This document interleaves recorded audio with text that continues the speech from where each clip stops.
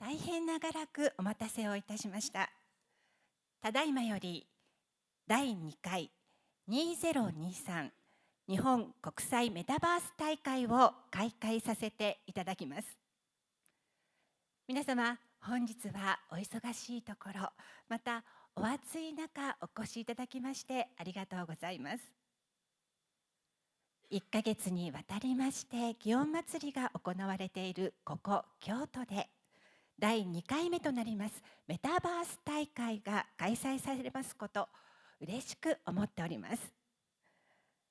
現実世界と仮想世界が融合した未来のインターネットの形態が注目される今、本日は皆様方に最先端のメタバースの情報を持って帰っていただければと思っております。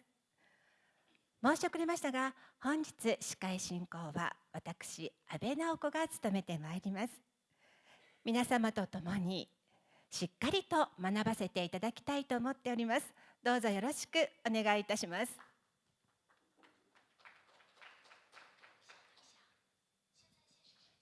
また前半の通訳は一般社団法人国際メタバース協会副会長で NPO 法人国際技術交流協会理事長でいらっしゃいます小室博美様に中国語を、そして IEEE ジャパンオフィスの梶川芽子様に英語をお願いしております。小室様、梶川様、よろしくお願いいたします。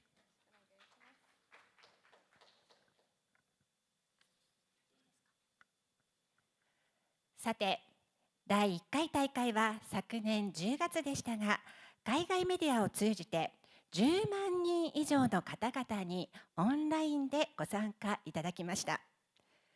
2回目となる本日も、この会場とオンラインとのハイブリッドで進めてまいります。本日開催の第2回2023日本国際メタバース大会は、一般社団法人国際メタバース協会と IEEE Standards Association および NPO 法人国際技術交流協会の共催でございます。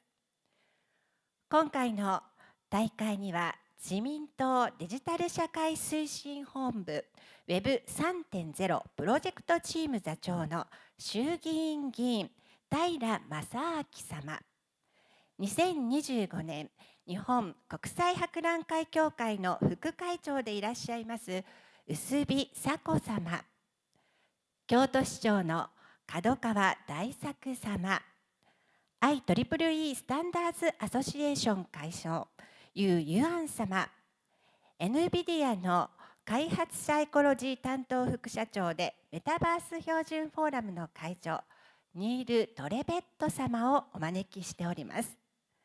またアモニカ・ブランズ会長のヤットシュウ様、IEEE ブロックチェーンテクノロジーコミュニティチェア共同議長のラメッシュ・ラマドス様、日本を代表するゲームソフト開発会社株式会社東勢会長兼 CEO で京都商工会議所副会頭の斉藤茂様など、スペシャルゲストにもご登壇いただきます。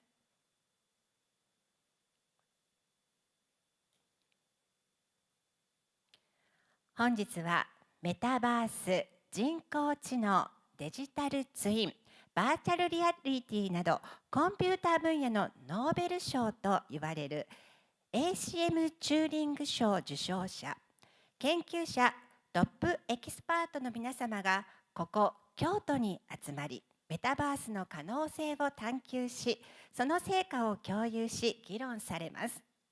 またハイエンドプロフェッショナル国際的実用性の原則に基づき、学術フォーラム、企業展示、アプリケーション体験、デジタルアート展示会などもございます。どうぞ一日たっぷりとお楽しみいただきたいと思います。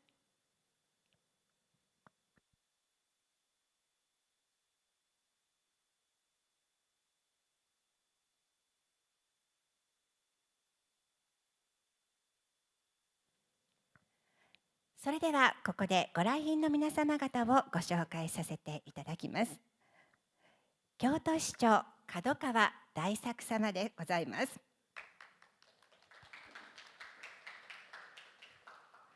早稲田大学メタバース研究所所長西村昌司様です。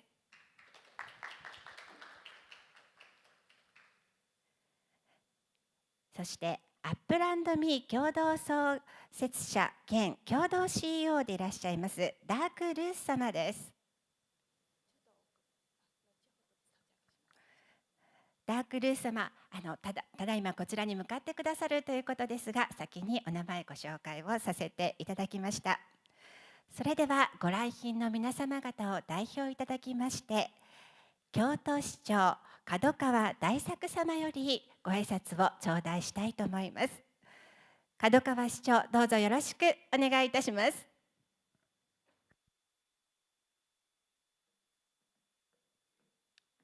おはようございます。京都市長の門川大作です。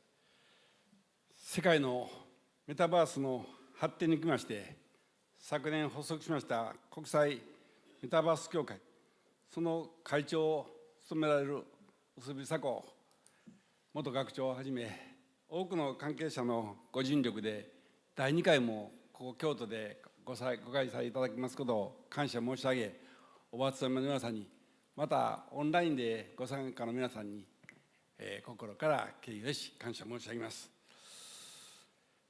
第1回では世界各国の専門家や企業に加え、多くの方々10万人以上の方々がオンラインでご参加されたと伺っています。そして今回は日本、中国、ヨーロッパでご活躍のスペシャリストをゲストにお迎えされての会であります。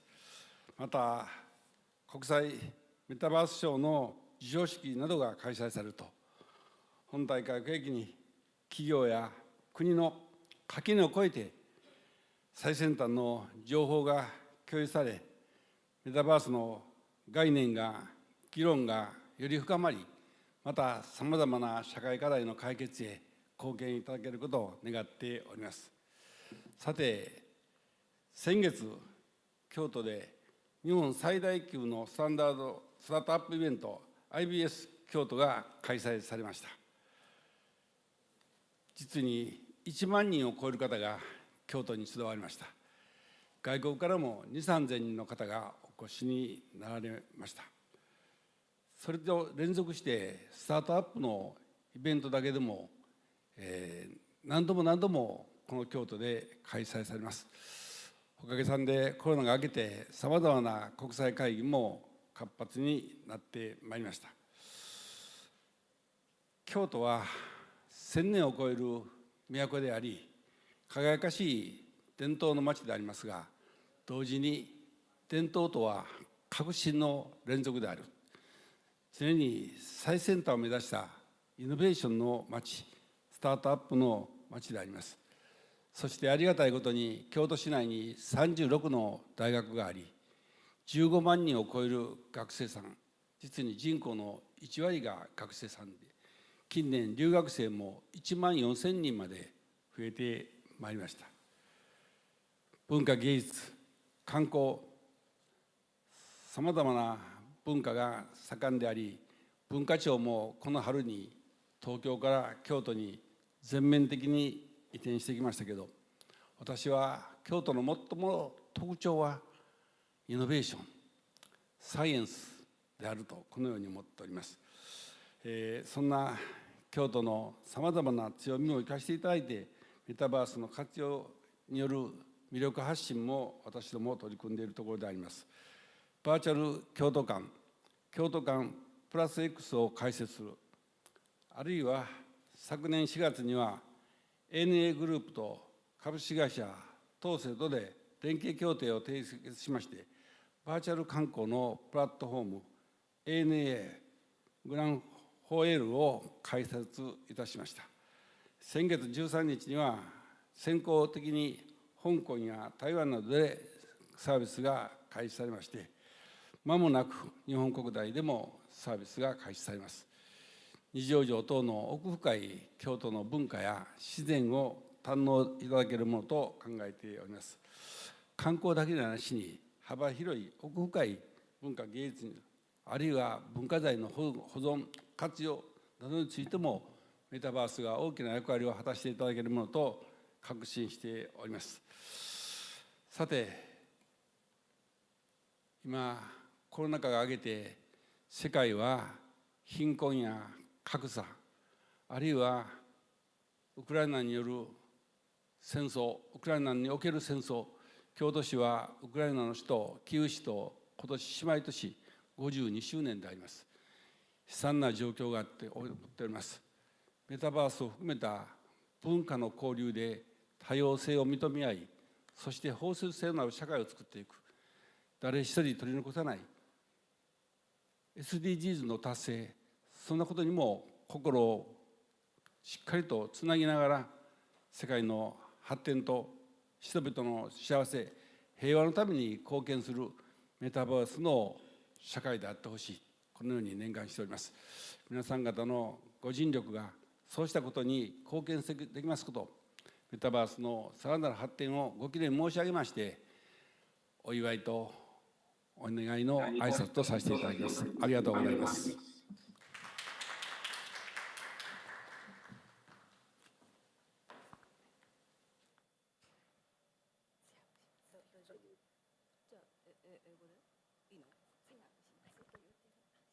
門川市長ありがとうございました。この後通訳の方をさせていただきます。これ使えそう通ってます ?OK, thank you. これ市長の挨拶ですね。For the development of Japan and For the development of Japan and the world's metaverse, I'm delighted to extend my heartfelt congratulations on the second convention taking place, thanks to the dedication of many individuals, including former University President Dr. Usubi Sako, who serves as the President of the International Metaverse Association established last year. It brings me great joy that Kyoto has been chosen once again as the venue for this significant event and extend a warm welcome to all of you from around the world. Last year's inaugural convention saw experts, companies, and over 100,000 people participating online from different countries. This time, we're excited to have special guests from Japan, China, and Europe who will speak at this event. And we'll also have an International Metaverse Awards ceremony. I hope this gathering fosters collaboration across industries and sparks deeper discussion about the Metaverse concept. Last month, from June 28th to 30th, Kyoto hosted the largest startup event in Japan, IVS Kyoto, where approximately 10,000 people, including entrepreneurs and investors from the world of Metaverse and NFT-related ventures, gathered and enlivened the city. Kyoto is a city that cherishes both tradition and innovation, driving progress in various fields. With 36 universities and a population of around 150,000 university students and 14,000 international students, it is a city centered around education. Furthermore, we boost diverse industries like culture, arts, tourism, traditional crafts, and pop culture, making Kyoto a city full of business opportunities. In our city, we are actively utilizing the strength of such a metropolis by collaborating with private business to promote the appeal of the metaverse and boost tourism. For example, we established the Kyoto Pavilion Plus X last year, offering unique metaverse exhibitions and experiences.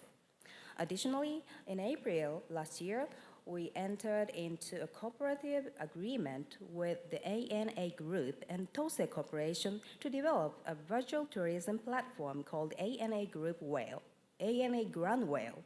I have been informed that the service was launched in places like Hong Kong and Taiwan last month and will soon be provided within Japan as well. This platform allows people to experience various tourist spots in Kyoto, including Nijō Castle, through their smartphone screens, and I'm eagerly looking forward to it. The Metaverse holds promise not only in the tourism sector, but also promoting culture and arts, conserving cultural assets, revitalizing the regional economy, fostering connections between people, and promoting migration. We aim to proactively utilizing cutting-edge technology while sharing Kyoto's cultural strengths with the world. In conclusion, I wish for the success of your endeavors and a bright future for the Metaverse and our nation's industries. Thank you very much.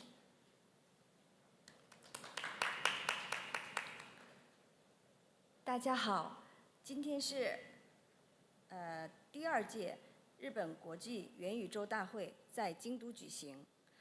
我们今天邀请了京都市长为我们做了致辞。那我现在在这里为大家翻译中文的致辞。去年成立了国际元宇宙协会，宗旨是日本和世界各地的虚拟元宇宙发展，促进发展的元宇宙时代。我针对第2届会议的召开表示衷心的祝贺。一语在这里有许多人的努力，前校长乌萨比萨狗校长和许多的人的努力，我很高兴你们选择京都作为如此重要的活动的举办地。我仅向来自世界各地的朋友们表示衷心的欢迎。听说第1届比赛元宇宙大会的时候，有10万人以上的线上参加者。此外还有来自世界各地的专家和公司。自此活动在日本、中国、欧洲特邀嘉宾等登场，并举行国际元宇宙颁奖典礼。我们希望以本次会议为切合，分享跨行业、跨企业的一个前沿信息，进一步加深对元宇宙概念的讨论。顺便说一下，上个月6月28号到30号举办了日本最大的创业活动 INSKYODO， 包括来自世界各地的 Metaverse 和 NFT 相关的企业家和投资者在内的大约有1万人聚集在京都，度过了愉快的时光。京都是一座拥有传统与创新文化的城市，在各个领域都通过创新实现了创造性的发展。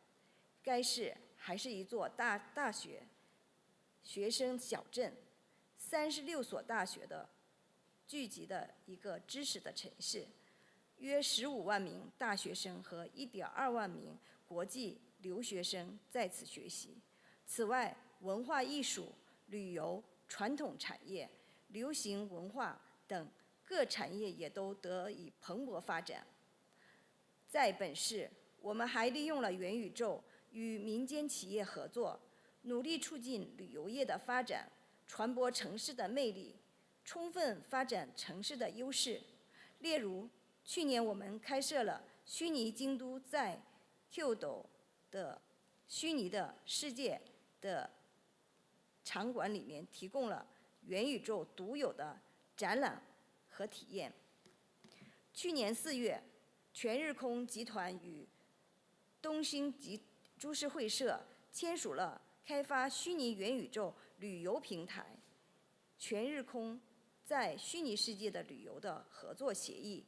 上个月13号，该服务在香港、台湾等地推出，听说日本也要提供该服务。我非常期待能够在智能手机的屏幕上体验包括2条城在内的京都的各个观光景点。元宇宙不仅可以在旅游领域发挥作用，还可以在文化艺术的振兴、文化遗产的保护、地方经济的振兴、相关人口的创造和扩大、促进移民等各个领域的发挥作用。我们希望在积极利用尖端的科技技术的同时，进一步向世界传播京都的文化力量。最后，祝愿通过本次活动，元宇宙和日本产业的未来更加光明，也祝愿大家的事业更加发展，更加成功。谢谢。ありがとうございました。角川市長の挨拶いただきまして、梶川様と小室様に通訳をいただきました。なおこちらの方ね、最新の AI にて通訳の方もいただきました。ありがとうございました。では角川市長、本当にお忙しい中をありがとうございました。この後ご公務に戻られるため退席なさいます。今一度皆様大きな拍手をお送りくださいませ。角川市長、お忙しい中ありがとうございました。角川市長にご祝辞いただきまして、この後基調講演など進めてまいりたいと思います。それではまず最初に特別基調講演といたしまして、衆議院議員で自民党デジタル社会推進本部 Web3.0 プロジェクトチーム座長でいらっしゃいます平正明様から、日本 Web3.0 現状と展望と題しまして、本日は映像にて講演をいただきます。それではどうぞ皆様ご覧くださいませ。はい、皆さんおはようございます。衆議院議員の平正明です。日本国際メタバース大会2023開催誠におめでとうございます。冒頭ご挨拶という大変名誉な機会をいただきました。今回メタバースが課題ということでありますが、Web3、AI すべてが関連をしてくる世界だというふうに思っております。クリプトウィンターということでですね、各国規制協会に入っていく中で、一部からはですね、もう Web3 はもう終わった、これから AI だみたいなことを言う人がいますが、これはもう明らかに間違いであろうというふうに私は確信をしております。生成 AI、またさまざまに AI が進化することでですね、ブロックチェーンの世界もセキュアになっていきますし、さらにはメタバースの空間もですね、どんどんリッチになっていく、そういうことだろうというふうに思っております。今回のカンファレンスを通じてですね、各皆様が熱い議論をなされ、そしてその成果がですね、さらなるメタバースの発展につながりますよう、心からご記念を申し上げまして、ご挨拶とさせていただきます。ありがとうございました。あ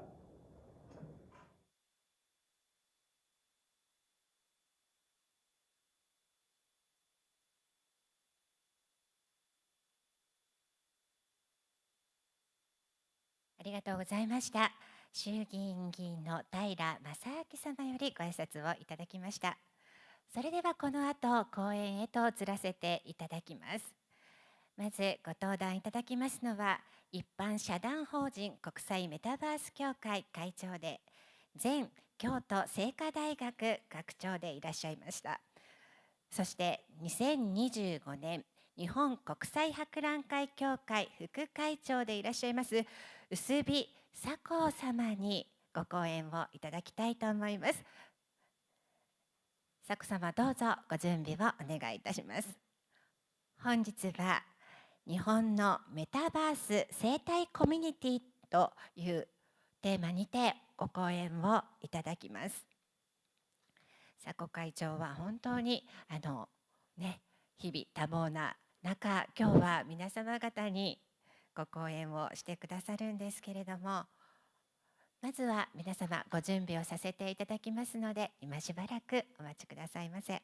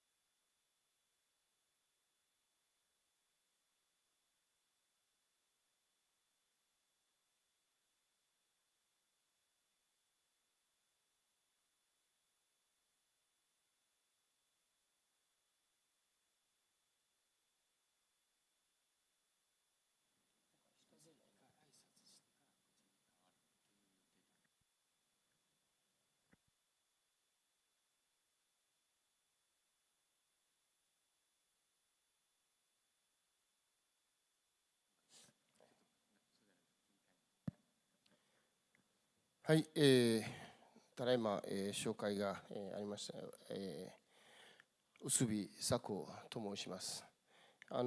昨年度まで京都精華大学という大学の学長を務め、昨年の4月から、京都精華大学にあるすべての研究センターを統括する機構の機構長を務めております。また今、博覧会協会の副会長でもいます。本当に1年目、2年目に続き、多くの人にサポートしていただき、このメタバースの大会ができたことを本当に嬉しく思っております。公務で帰られたのではありますが、門川市長がスタートからずっと応援していただいている関係上、本当に感謝の気持ちでいっぱいです。今回2日間にかけてさまざまな議論ができる一つの場が設けられるというふうに我々は考えております。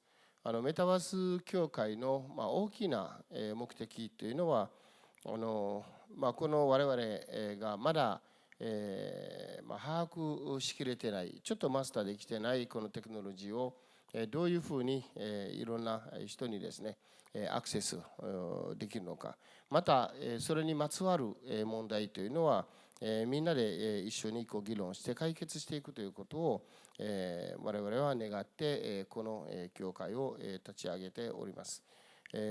どうか皆さんの温かいご支援とまた本当にご指導を賜る、またメタバース協会のこれからの発展を見守っていただければなというふうに思っております。まず自分の講演の前に挨拶とさせていただきました。よろしくお願いします。ちょっと私のスライドは今使えますかね。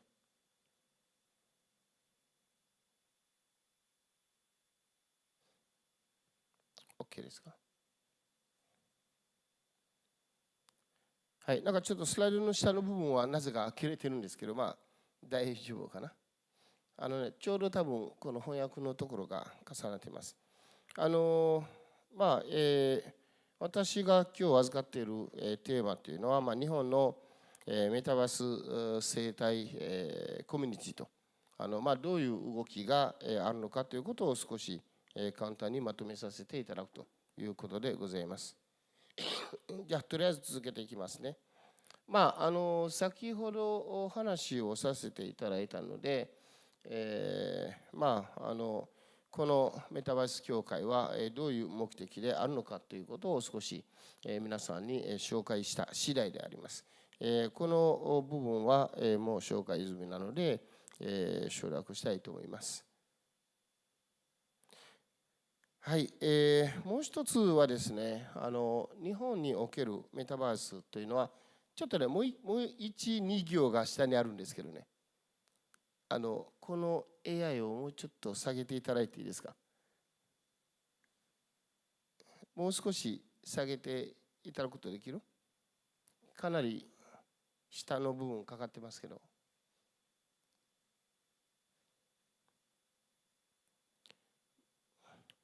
あとね、もっと2、3行ぐらい下げてください。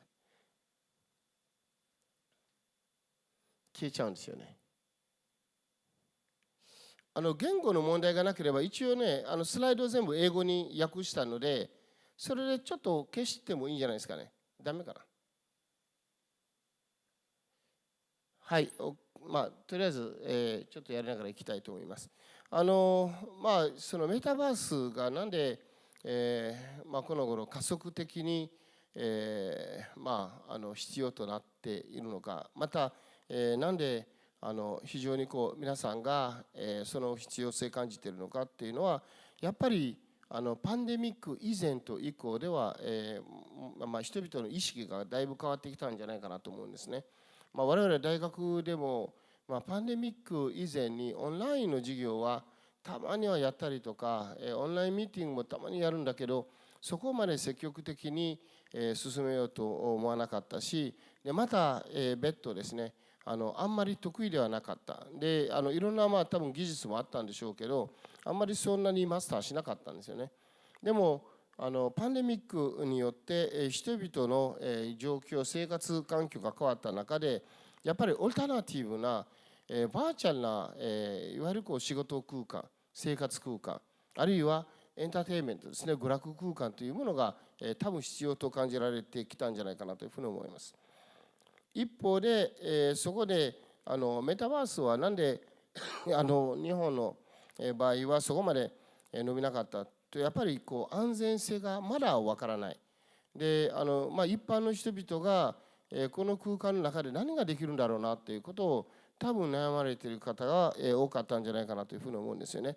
だからそういう意味でメタバースという新しい一つのオルタナティブなある意味で我々の選択肢を増やすようなものとしてこれからも日本で発展していくであるということを考えています。ちょっと日本のいろんな新聞で日本のメタバースどういうふうに語られているかというのは少しこの最近のものを調べさせていただいたんですけど、かなりいろんなところでジャパンメタバースパイオニアとかなんかいろんなことをじゃあ昔多分日本にはちょっとスキルがどっかであったんじゃないかなとか、でそのスキルをどういうふうにもう一度使っていくかということはかなり考えられたりします。また別のこれは NHK ワールドの資料でこれは載ってあるんですけど、かなり加速的に2021年見ていただければと思いますが、先ほども話をしたようにやっぱりCOVID 以前ではまだちょっとメタバースというのはそんなに積極的に関わると思わなかったんですけど、ただもう一気に生活がすごい変わった中でメタバースが非常に今その経済マーケット的にもかなり伸びてきたということがございます。いろんなところでですね、大学とかのところでもメタバースのニュースがここにジャパンタイムズであったりとか出てきてます。だからある意味で日常化してるんじゃないかなというふうに思ったりはします。私自身とメタバースの関わりっていうのは実はですね、同じように COVID によって何かを選択しなきゃいけないときにメタバースを使わせていただいた経験を少し皆さんと共有したいと思います。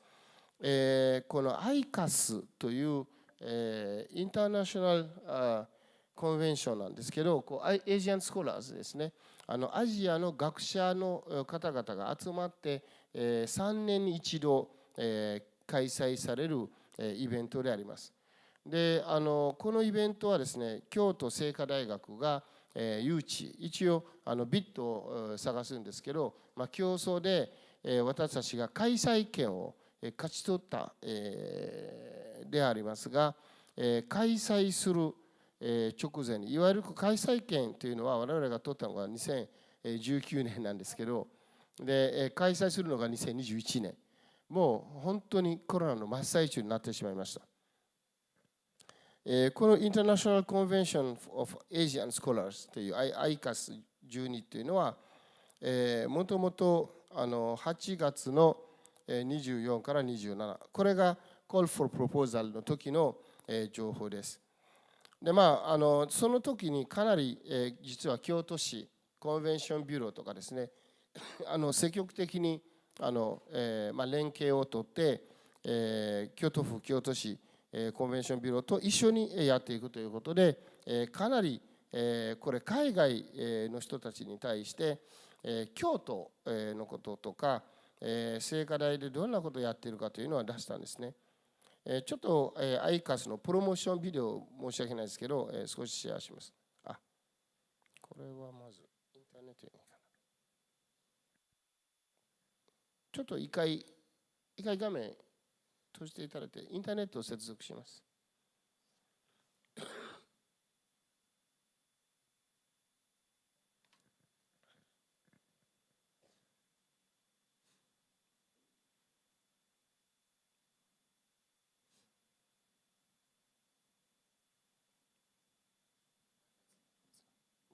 分の Wi-Fi 使います。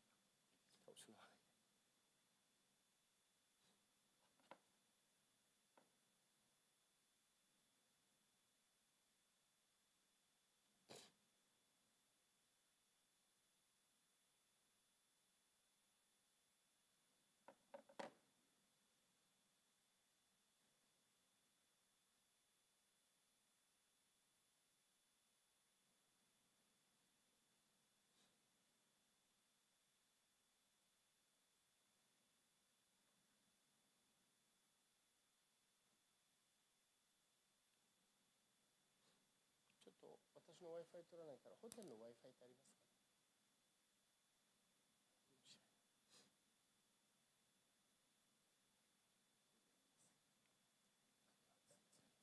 私の Wi-Fi。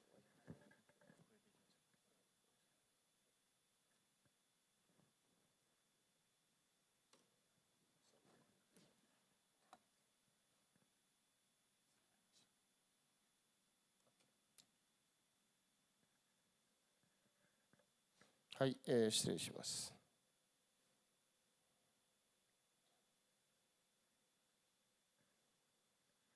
このメタバース協会と同じような、大きなちょっとコンベンションを開催しようと思って、この時に京都に3000人ぐらいのお客さんが来ていただくということを予定していて、このようなビデオを出したんですね。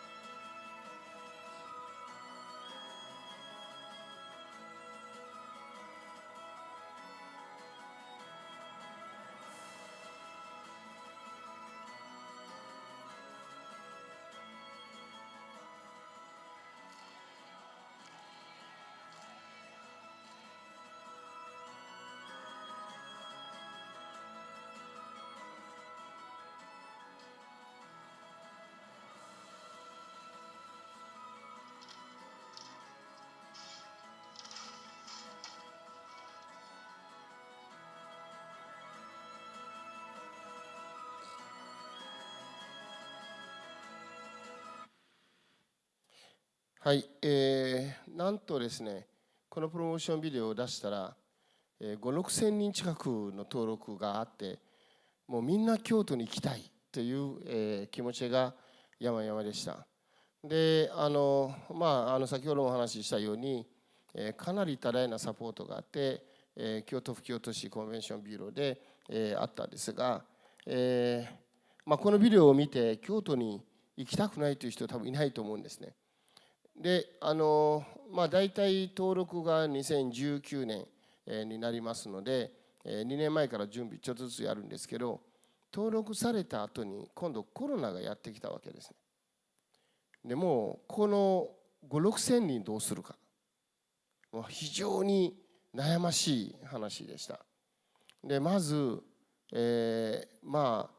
ロナは1年で終わるんじゃないかと勝手な思い込みで、もうまだ2019年なので2020年の様子を見ようと、1年間待ってもコロナの対策っていうか何者なのかもわからない、いつ終わるのかわからないということで、もう一度皆さんにどうですかと。でみんな京都に行きたいとおっしゃるわけですね。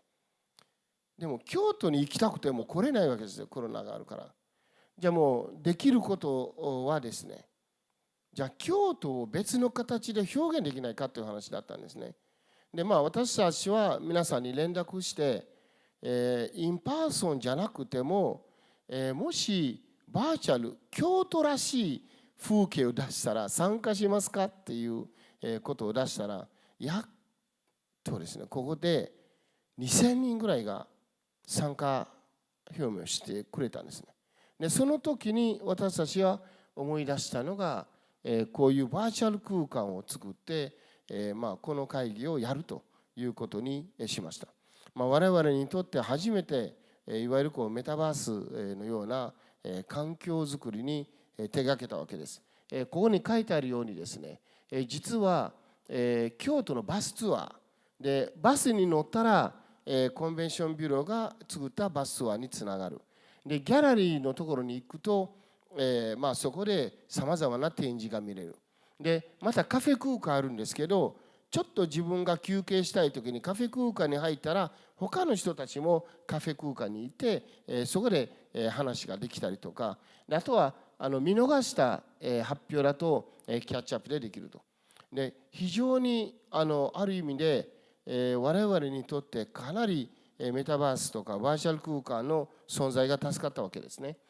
こういう形でそれぞれ瞬時にですね連絡を取って情報を出していくと。でこういう感じで大学の空間も載せたりとかですね、で大学を散歩できるというようなこともさせていただきました。でちょっと今私がスピーチしているような形で挨拶、開会の挨拶とかそういうのも一応メタバースでやると。で我々はこの時にインパーソンだったらどうだったのかちょっと分かんないんですが、非常にバーチャルで良かったなと。もう2000人のマネジメントができるわけですよね。でこういう感じで、させていただいて、ちょっとだけこのビデオもお見せしたいと思います。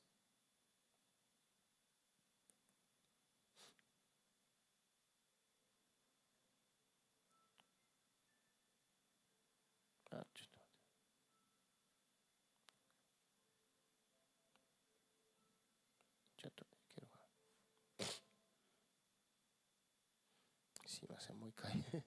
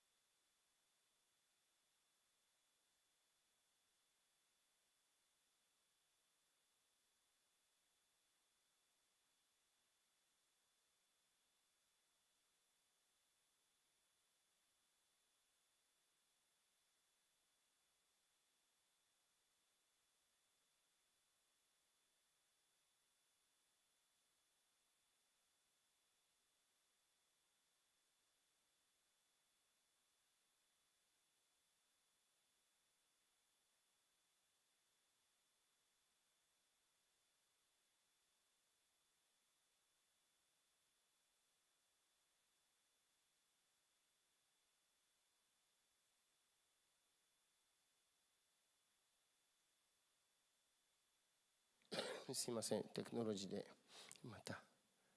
はい。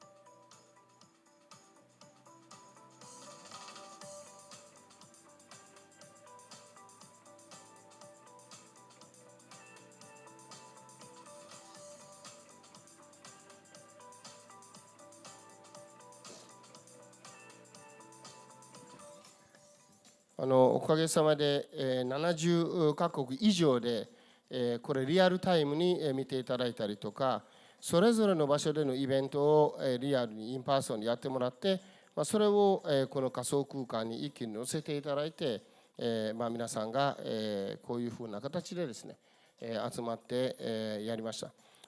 初めての、ちょっと経験だった、わけですが、ただ非常に、思ったよりかなり活発だったんですね。だからそういう意味で、リアルと、仮想を、こう混ぜるというところはすごい面白かったし、日本の狂言とかですね、さまざまな音楽イベントも、これも同じように、やったりとかで、ブックプライズを、やったりとかですね、皆さんは違う空間にはいる、違う世界、違う国にはいるんだけど、非常にこうメタバースという一つの空間につながって、それで、いろんなことができるわけです。で非常に我々にとってこういう感じでですね、バーチャル展示空間があったりとか、さまざまなものがこういうふうにバーチャルを通して、見えると。でそういうこう場所を作るということは非常に、何よりもかなり面白かった。でこれが発表の数なんですけど、これを全部このメタバースの中ですることができたというのは非常にこう、我々にとって新しい試み、本当に京都をどう表現するかとか何を入れるかとかというところも、結構ディスカッションして、させていただきましたというのが、この時の大きな経験ではありました。はい、ちょっとスライドに戻ります。そういうことでじゃあもう積極的にシェアラーニングとかそういうことをやろうということで、私は今13大学の大学とですね、シェアードキャンパスという今制度を作っています。でこのシェアードキャンパス、スイスが中心で、その後香港、シンガポール、さまざまな国で一緒になってコンテンツをシェアすると。だから場所を移動しなくてもメタバースという空間一つあれば、実は勉強のコンテンツができる。で今やっと日本でも積極的にメタバースを教育の中に入れていくということが始まっています。これも情報はいろいろ見ていくと、メタバースが積極的に教育の中にマイナスではなくて、もっと教育を非常にこう拡張していくということが言われております。ここにちょっと書いてあるのが、Metaverse technology have the potential to transform school lessons, bring teachers and students together remotely in shared spaces, enhance vocational training, and create new opportunities for lifelong learning。非常にある意味でメタバースがあることによって学校あるいはキャンパス、教員と学生の関係が変わっていくということをかなり積極的にやっています。皆さんは今日本でもですね、非常にこの知のウィズドムとかメタバースを積極的に導入していこうじゃないかということが行われています。今この ME キャンパスというメタバーススクールというのが2023年にオープンされたという情報もありました。また来年の学生を探しています。まだこれはちょっと高校のレベルではありますが、見ていただくと1年間のコースでハイスクールの3年間の部分があるというふうに言われております。こういうふうにやっていくと拡大するだけではなくて、もともと教育の機会がない人たちにまでも教育が与えられるというようなことを、場が与えられるというのが非常に重要じゃないかなというふうに思っています。でそういう意味で今日本でも大学の国際展開と同時にメタバースの可能性をやっています。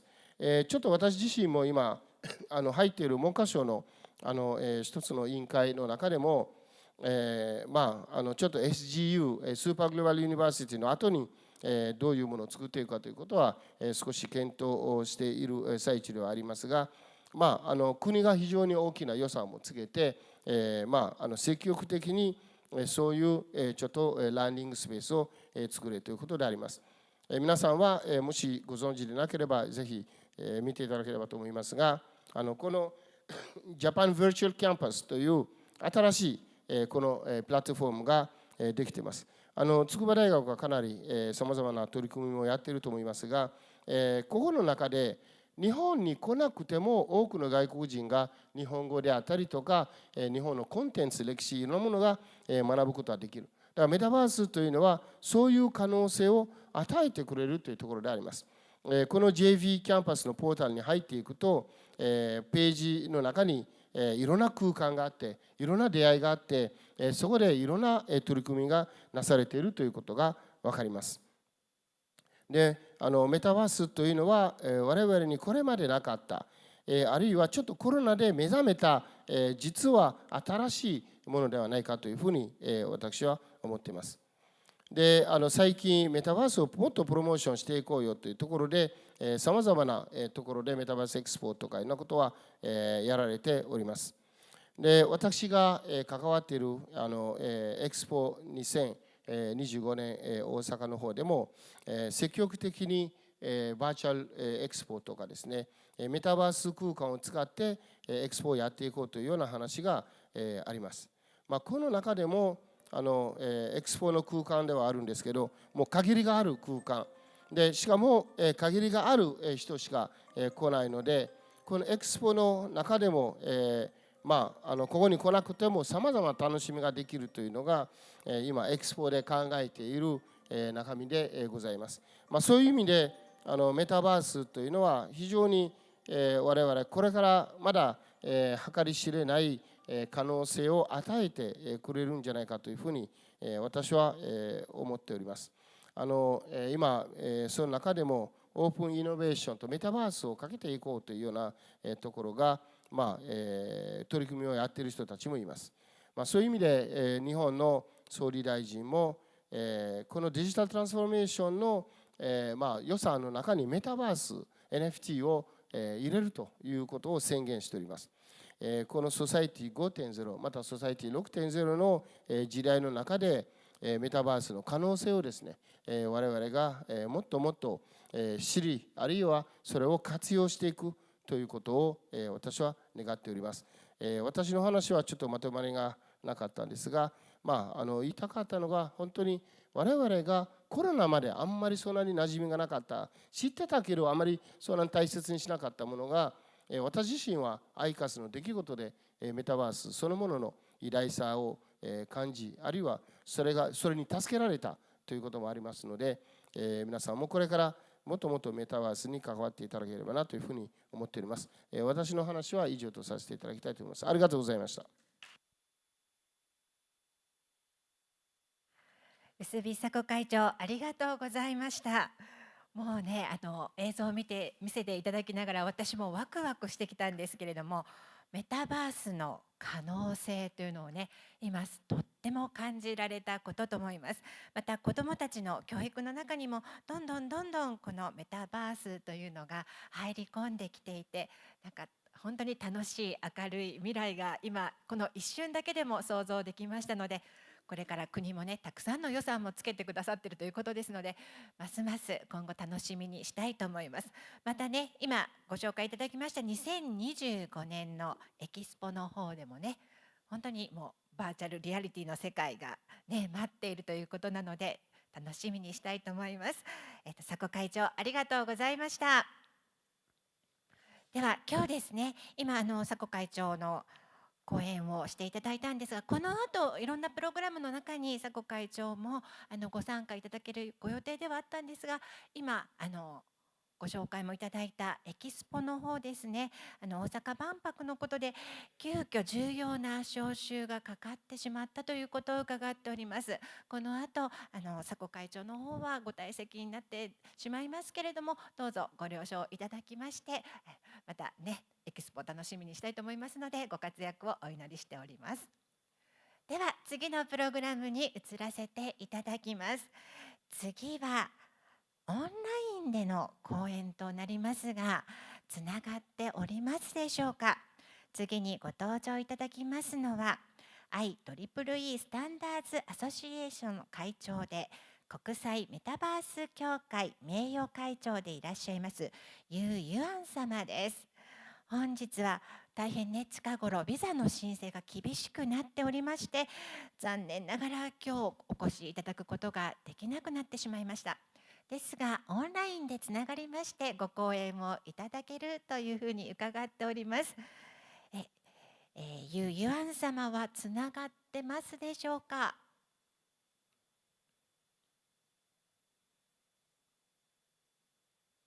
大丈夫でしょうか。では、ユアン様、どうぞよろしくお願いいたします。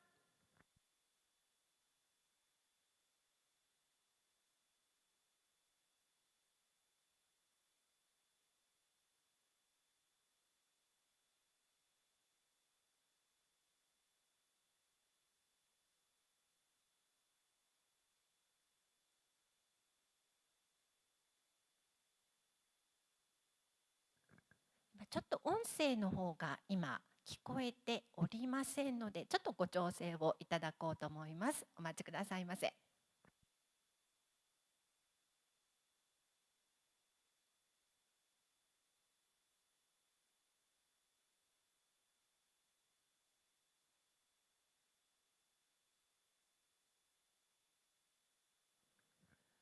今回は海外からもたくさんの方がお見えになる予定ではあったんですが、コロナが明けたと言いましてもまだまだ、来日していただくのが大変ということもございます。ビザの申請が間に合わずということで、今回も十数名の方がお越しいただけなくなってしまいました。本当に残念なことなんですが、このようにオンラインでつながったり、あと映像を送っていただいたりということで、本日のプログラムは進めてまいります。どうぞ皆様リアルでお会いできなくてとても残念ではあるんですけれども、本日一日楽しんでいただこうと思っておりますので、どうぞよろしくお願いいたします。では今ちょっと音声の方も調整をさせていただきますので、このままお待ちくださいませ。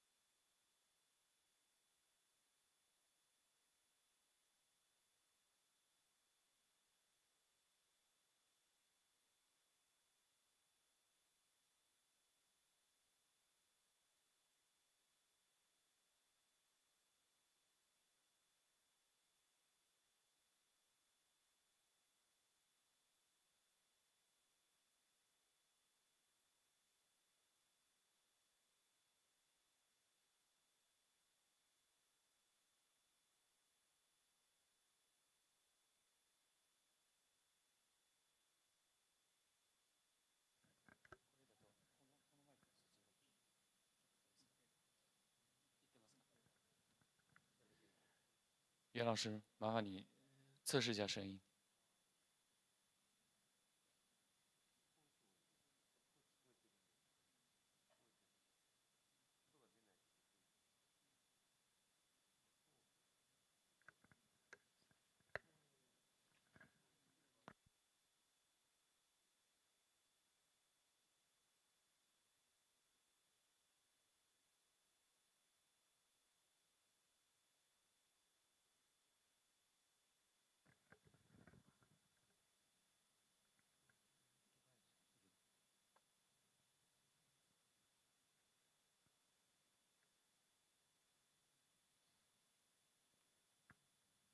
您把那个声音打开一下，麦克打开。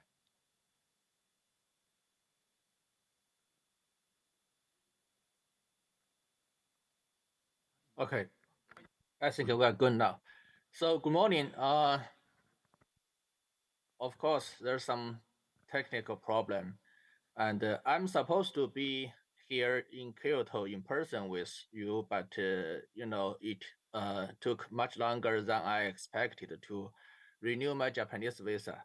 So the visa agency told me that I'm going to get my passport back, well, maybe in a couple of hours.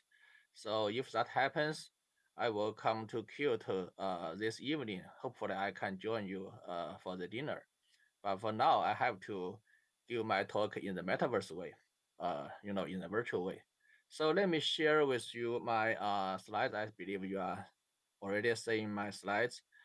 Let's talk about metaverse as the next biggest thing, and I'm going to address the synergistic acceleration of metaverse and AI development. So, by the way, I should also mention that IEEE Standards Association, we are proud to co-organize this event, the second Japan International Metaverse Conference, and we're also co-branding this event as a special session, the Kyoto Summit of the IEEE Metaverse Congress Series. So thank you so much for the great efforts of the Japan International Metaverse Association, particularly Hiromi-san. So let's talk about what happened during the past few months. There are three moments shown on my picture. So the first one was like in March, along with the rise of ChatGPT, when ChatGPT started getting lots of attention from the public. There was this picture on social media saying that ChatGPT was getting all the attention and the metaverse was sort of out of favor and the NFT was already dead deeply under the water. And then a couple of weeks later, the situation got even worse. There was a picture saying that Metaverse is dead. Rest in peace, 2021 to 2023. But then in June, as we all know, Apple released the Vision Pro. Then the situation or the trend that in the social media changed a little bit. Some people started saying that ChatGPT is dead. Because Apple launched the Vision Pro, which was indeed a huge endorsement or validation for the XR and the metaverse industry. I could, of course, agree with that. But of course, people are saying that lots of things are happening and you don't want to fall behind. So what is the real situation? Many people are very confused. If we look at the metaverse technology landscape, we will say that metaverse technology basically includes three core technology categories. We call that extended senses and actions, and persistent virtual worlds, and digital finance and economy. In other words, you can call them like spatial computing, persistent computing, and consensus computing, respectively. So spatial computing is basically what we traditionally call XR or VR, AR, and MR. But I'm not using the term VR or AR or XR here because if we talk about VR or XR, typically they will mean much more than simply the hardware. They also include content, software, and the ecosystem. So in terms of extended senses actions, which are basically the XR or spatial computing in a narrow sense, you will need artificial intelligence to help you, let's say, enable different interfaces, help the devices understand the world, understand the users.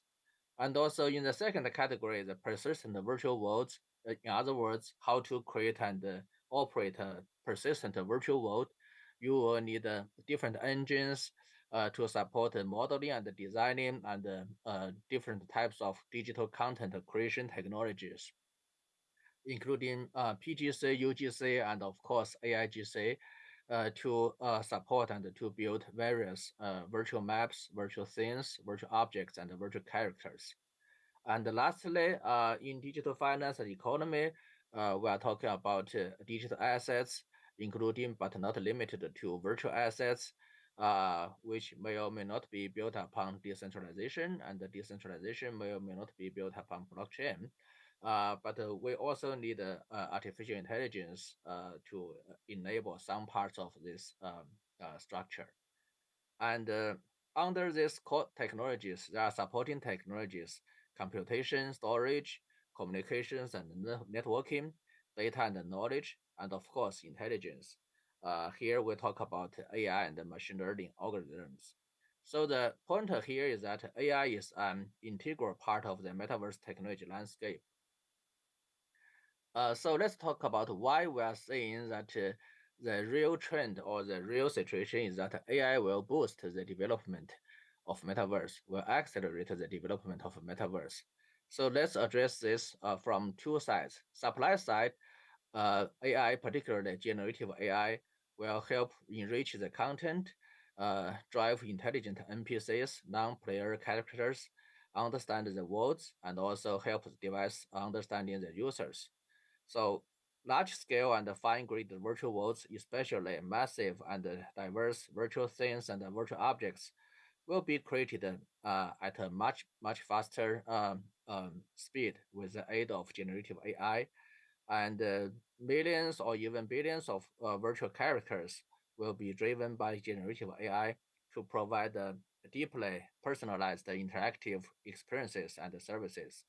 So I also put a simple assessment regarding how AI will help different types of metaverses: the VR style metaverse, the AR style metaverse, and the digital twin style metaverse. You can say that AI will be playing different levels of roles to help enrich the content, drive intelligent NPCs, understanding the worlds, and understanding the users. But from the demand side, that is probably even more important. So this picture shows the labor market transformation driven by generative AI. The picture is actually the distribution of people's skill level on any single profession or any single skill. So let's say before we have generative AI, the distribution of people's skill level is like a pyramid, like 20% or 25% of people, their skill level is above average, which means they can call themselves professionals and they can make money by doing that. But generative AI is actually increasing people's skill level. So the new distribution is like a platoon, which means only, let's say, 1% or 2% of people can still call themselves professionals because their skill level is still above average, which means they can still make a living doing that as a job.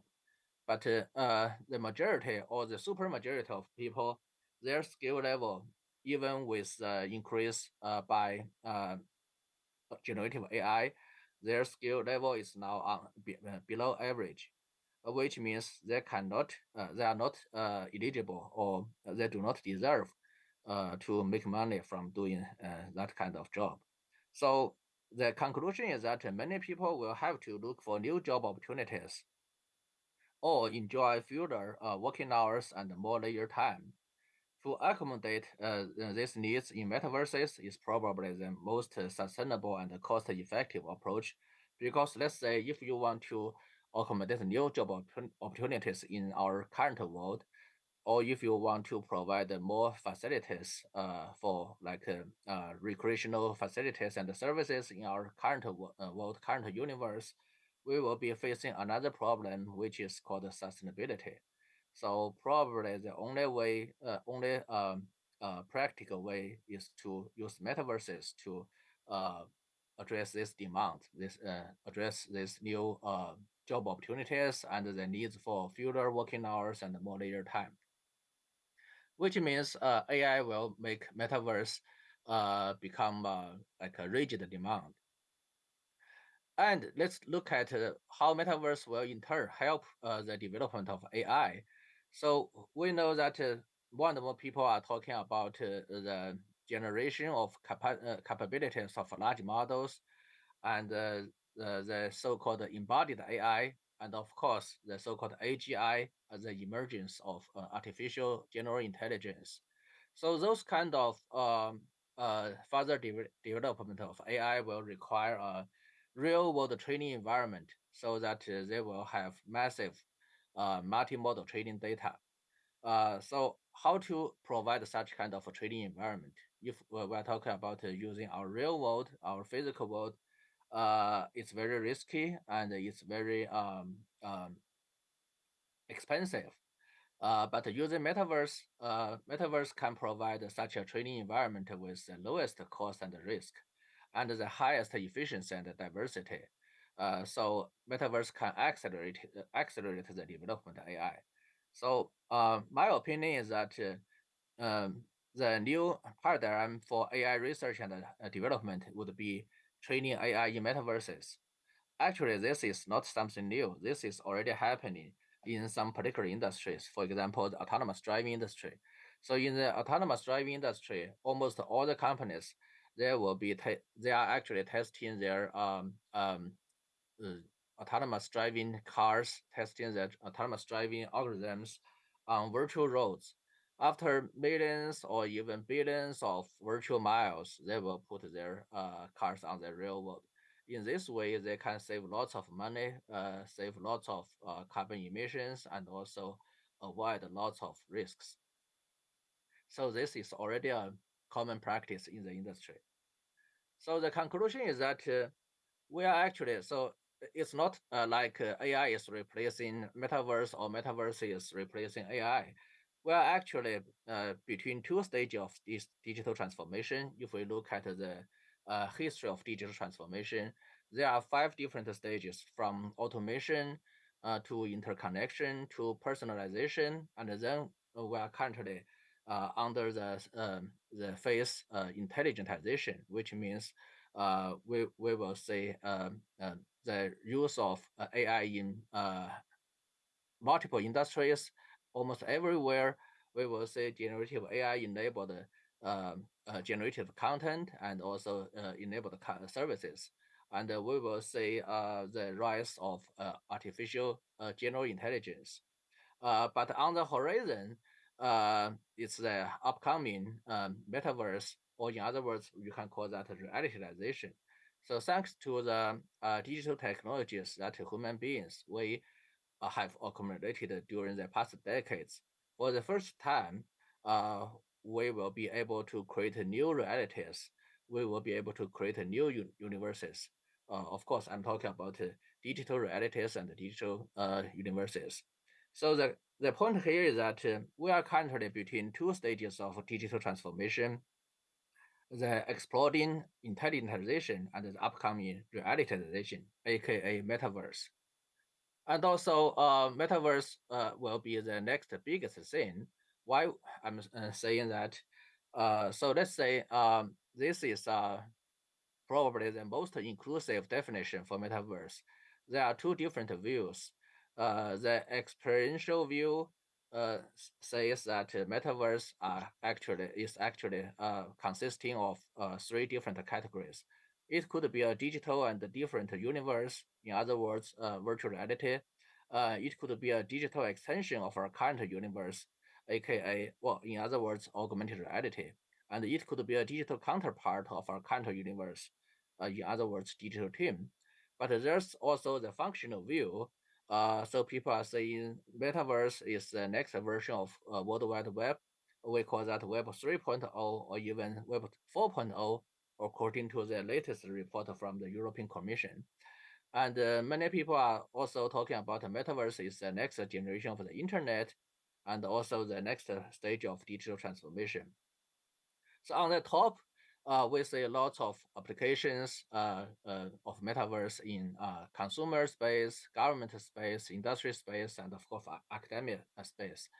I highlighted the association here because associations like the our IEEE Standards Association and also the Japan International Metaverse Association, we are playing an important role to put everything together to build the ecosystem to serve as a catalyst or a glue for the growth of the metaverse industry.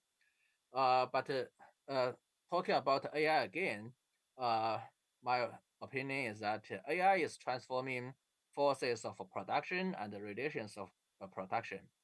But the metaverse will actually redefine production. and redefine our life. So that's why I'm saying Metaverse is the next biggest thing. We should also look at sustainability. So many people are concerned about if Metaverse will be not sustainable. So of course, we need to develop and build Metaverse infrastructure with low energy consumption and low carbon emissions.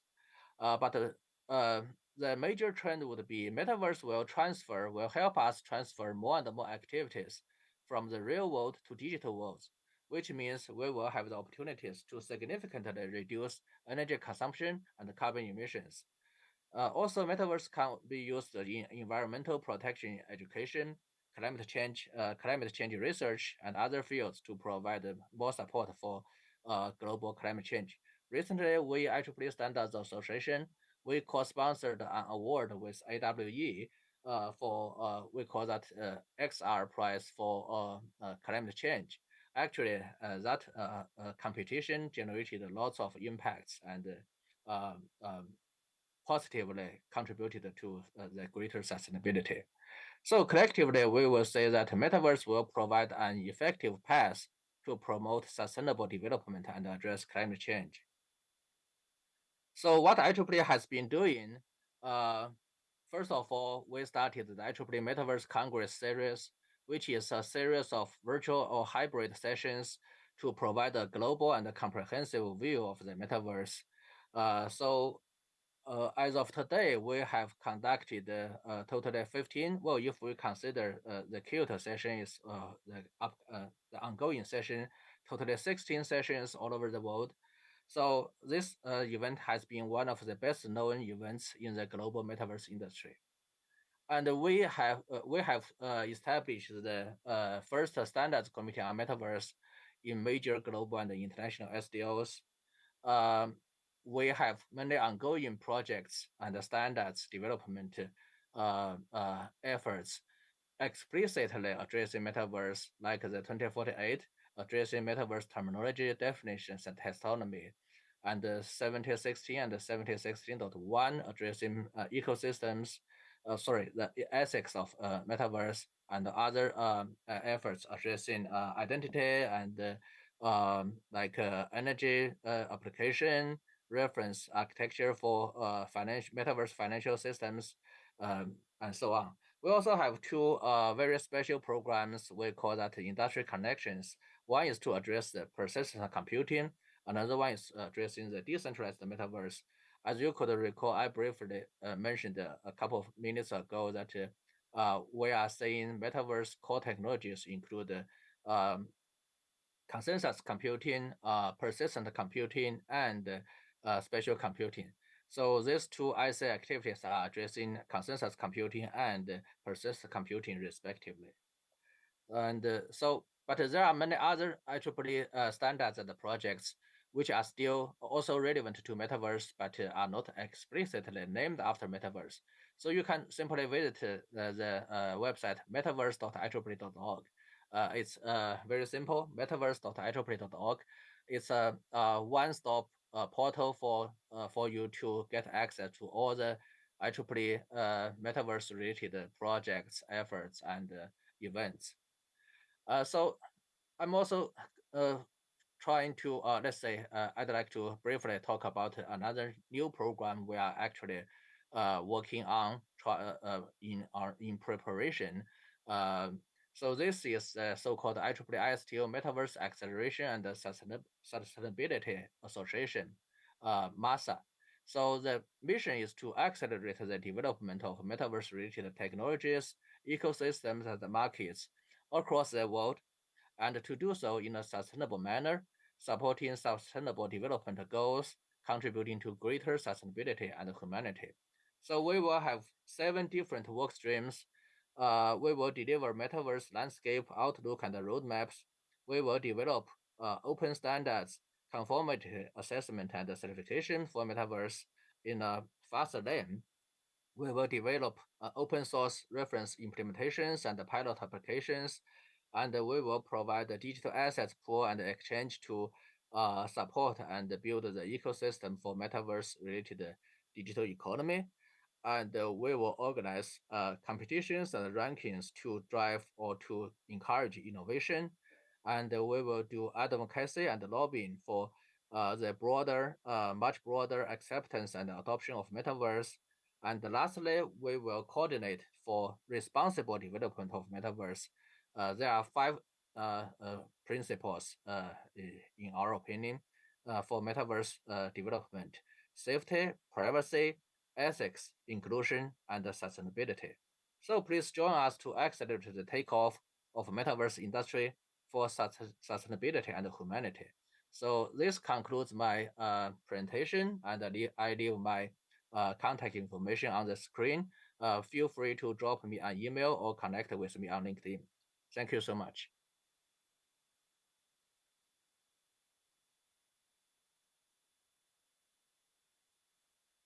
ゆうゆん様、ありがとうございました。はい、IEEE Standards Association の会長のゆうゆん様にオンラインにてご講演をいただきました。メタバース as the next biggest thing ということで、テーマで、はい、お話をいただきました。日本にね、来られなかったということでしたけれども、オンラインの方でつながって、この後もゆうゆん様には何度かご登場をいただきたいと思います。では続いての講演に移らせていただきます。続いてはメタバース標準フォーラムの議長で NVIDIA 開発者エコシステムの副社長でいらっしゃいますニール・トレベット様にご講演をいただきます。本日は映像でのご参加となっております。インターナショナルコーポレーション for an Interoperable Metaverse と題しましてご講演をいただきます。それでは映像のご準備よろしいでしょうか。ごゆっくりとお聞きください。Hello everyone, I am Neil Trevitt, Vice President of Developer Ecosystems at NVIDIA, President of the Kronos Group Standards Organization for over 20 years, and I am also serving as the President of the newly formed Metaverse Standards Forum. I want to thank the IEEE, the Metacom organizers, and especially Dr. Yuan for the opportunity to give an update on the forum today. There is a lot of discussion about what form the metaverse will take, but I think many agree that it will combine the social and economic connectivity of the web with the advanced user interfaces and immersiveness of spatial computing. The industry is correct to be paying attention as we explore the possibilities of bringing together multiple disruptive technologies.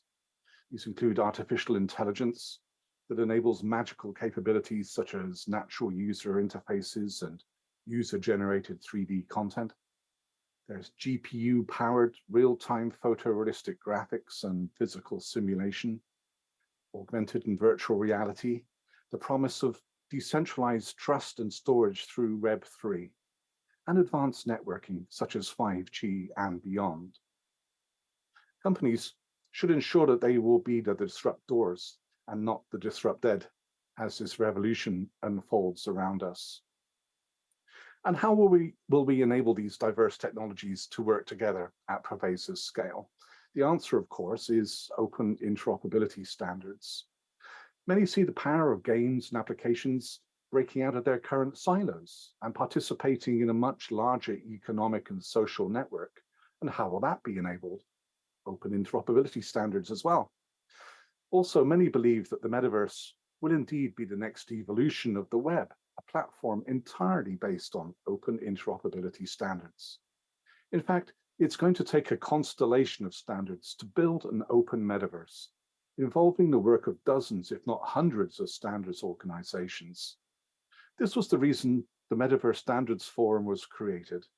The industry is attempting to build an open platform with an unprecedented level of interoperability.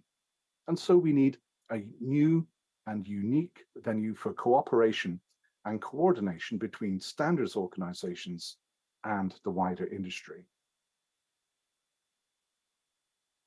So we have the Metaverse Standards Forum, and a forum is not another standards organization. It does not create standards itself.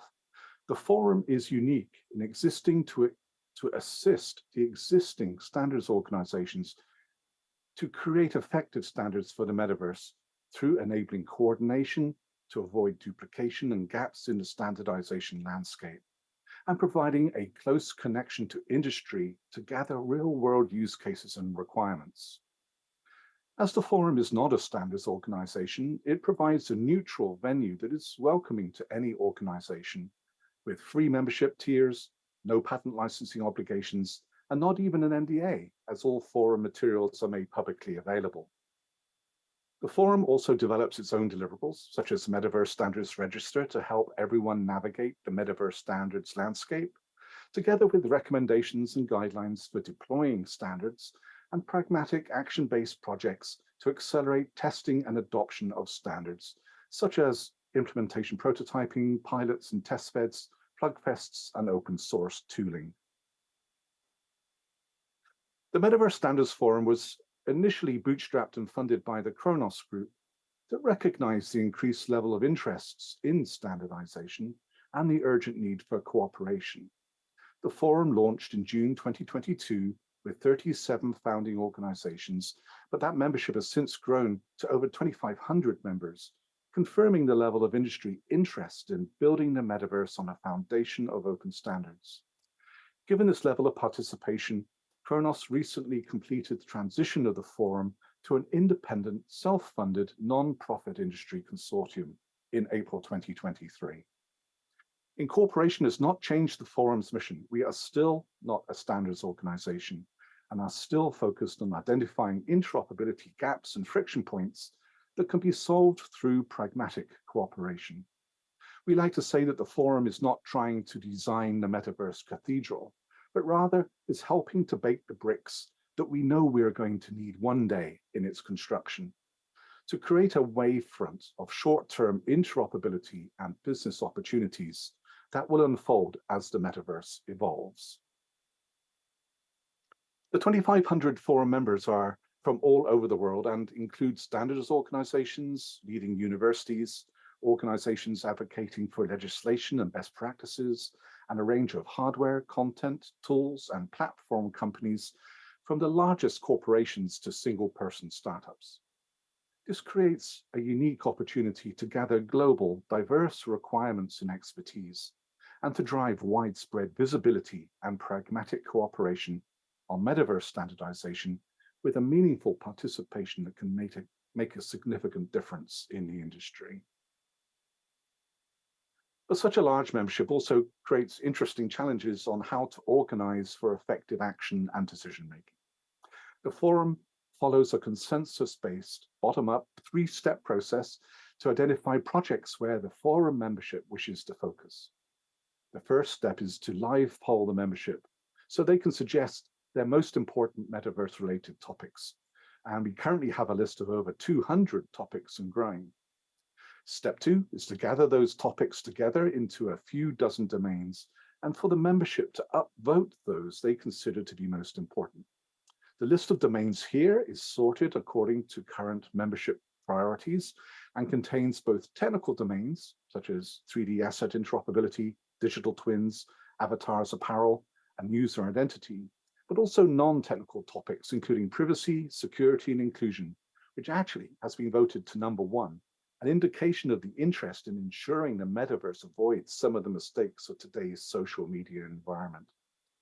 The third step is to create focused domain groups under agreed charters to execute pragmatic projects focused on solving interoperability issues in those domains that will provide immediate benefits to benefit the members and the wider industry.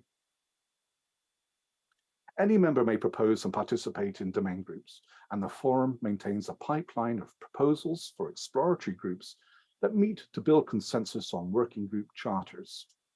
If a charter has strong member interest and it is approved, then the working group begins to work to execute the projects in its charter to produce publicly available deliverables. A number of working groups are already up and running and include creating a public database or register of metaverse-related standards, 2 working groups focused on 3D asset interoperability from both the 3D graphics and the digital rights perspective, a group focused on geospatial and digital twin standards to connect the real and virtual worlds, and a group working to define networking requirements for metaverse applications. Groups still in the exploratory phase include standardization around avatars and the apparel they will wear, end-user privacy and security, and a group focused on how metaverse standards will be integrated into the web stack itself. With a number of active domain groups in a forum, there are often multiple domain group meetings happening in any one day, and I want to acknowledge the efforts of the domain group chairs that are so vital to their success. So this is the structure of the forum since we have recently incorporated.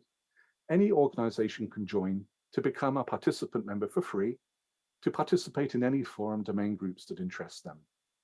Organizations that want to have a voice and a vote in the management and a direction of the forum can become principal members through paying a membership fee that scales from $50 for a single person company up to $10,000 for the largest corporation.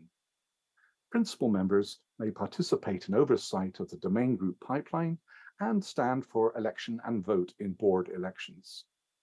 The forum is a non-profit, and so any membership dues are used to fund forum operations and projects. To enable participation by diverse organizations, membership fees are waived for non-profits and standardization organizations, and the forum is enabled through its bylaws to create liaisons with standards bodies that may be unable to join another organization directly. Before I finish, I think it's important to recognize there is also some confusion and skepticism around the term the metaverse since it started getting widely used at the end of 2021. This is understandable as the final destination on the road to the metaverse is not yet clear, and asking someone what the metaverse will be in 20 years is like asking someone sitting in front of the Netscape browser in 1994 to imagine the disruptive power of applications such as Amazon and Uber. Meanwhile, many discussions over-associate the metaverse with one particular technology, and so many imagine you have to use a VR headset to use the metaverse. And although that will often provide the most immersive experiences, many people will not want or need to be isolated from their surroundings and would rather access metaverse apps through phones and PCs, just as they do with 3D games today. Many have also associated the metaverse with the wild west of cryptocurrencies and NFTs, but they are not essential for the spatial web, and we should remember that Web3 is a much younger technology than 3D graphics, XR, or AI. And so we should be patient as reliable systems for decentralized trust and transactions evolve. And lastly, there have been some rather breathless market forecasts for the metaverse before we even really know what the metaverse is going to be. My best suggestion is to ignore the hype and focus instead on how metaverse technologies can begin to help your business or organization today. It is an often overlooked value of standardization activities that involve multiple organizations in that they can provide the thread of continuity for industry forward progress as technologies, platforms, and market positions and hype cycles swirl and evolve. So that is the end of my presentation. I hope this has been helpful and that some in the audience may wish to join the forum and help progress the mission of your organization. You will be very welcome. The broad participation in the forum and its close connection to industry is a unique opportunity for cooperation to build the metaverse standards that we all need through gathering meaningful industry requirements and expertise, and to promote broad visibility of our collective efforts. We warmly invite any organization to join the forum, to propose, lead, participate, or lurk and monitor forum domain groups that are helpful in accelerating your own objectives. But although we can't know precisely what form the metaverse is going to take, I do believe it will be far better if we build it together. Thank you.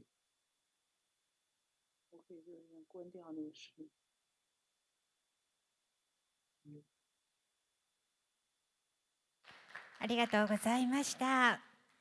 今、ニール・トレペット様のご講演をお聞きいただきました。では続いてもう一方映像にてご講演をいただきます。アウトブレイス CEO 兼創設者でアニモカブランズ創設者兼会長でいらっしゃいますやっとしう様より映像をいただいております。本日はステートオブメタバース NFTs ゲーミング&エデュケーションということでご講演をいただきます。それでは映像をご覧ください。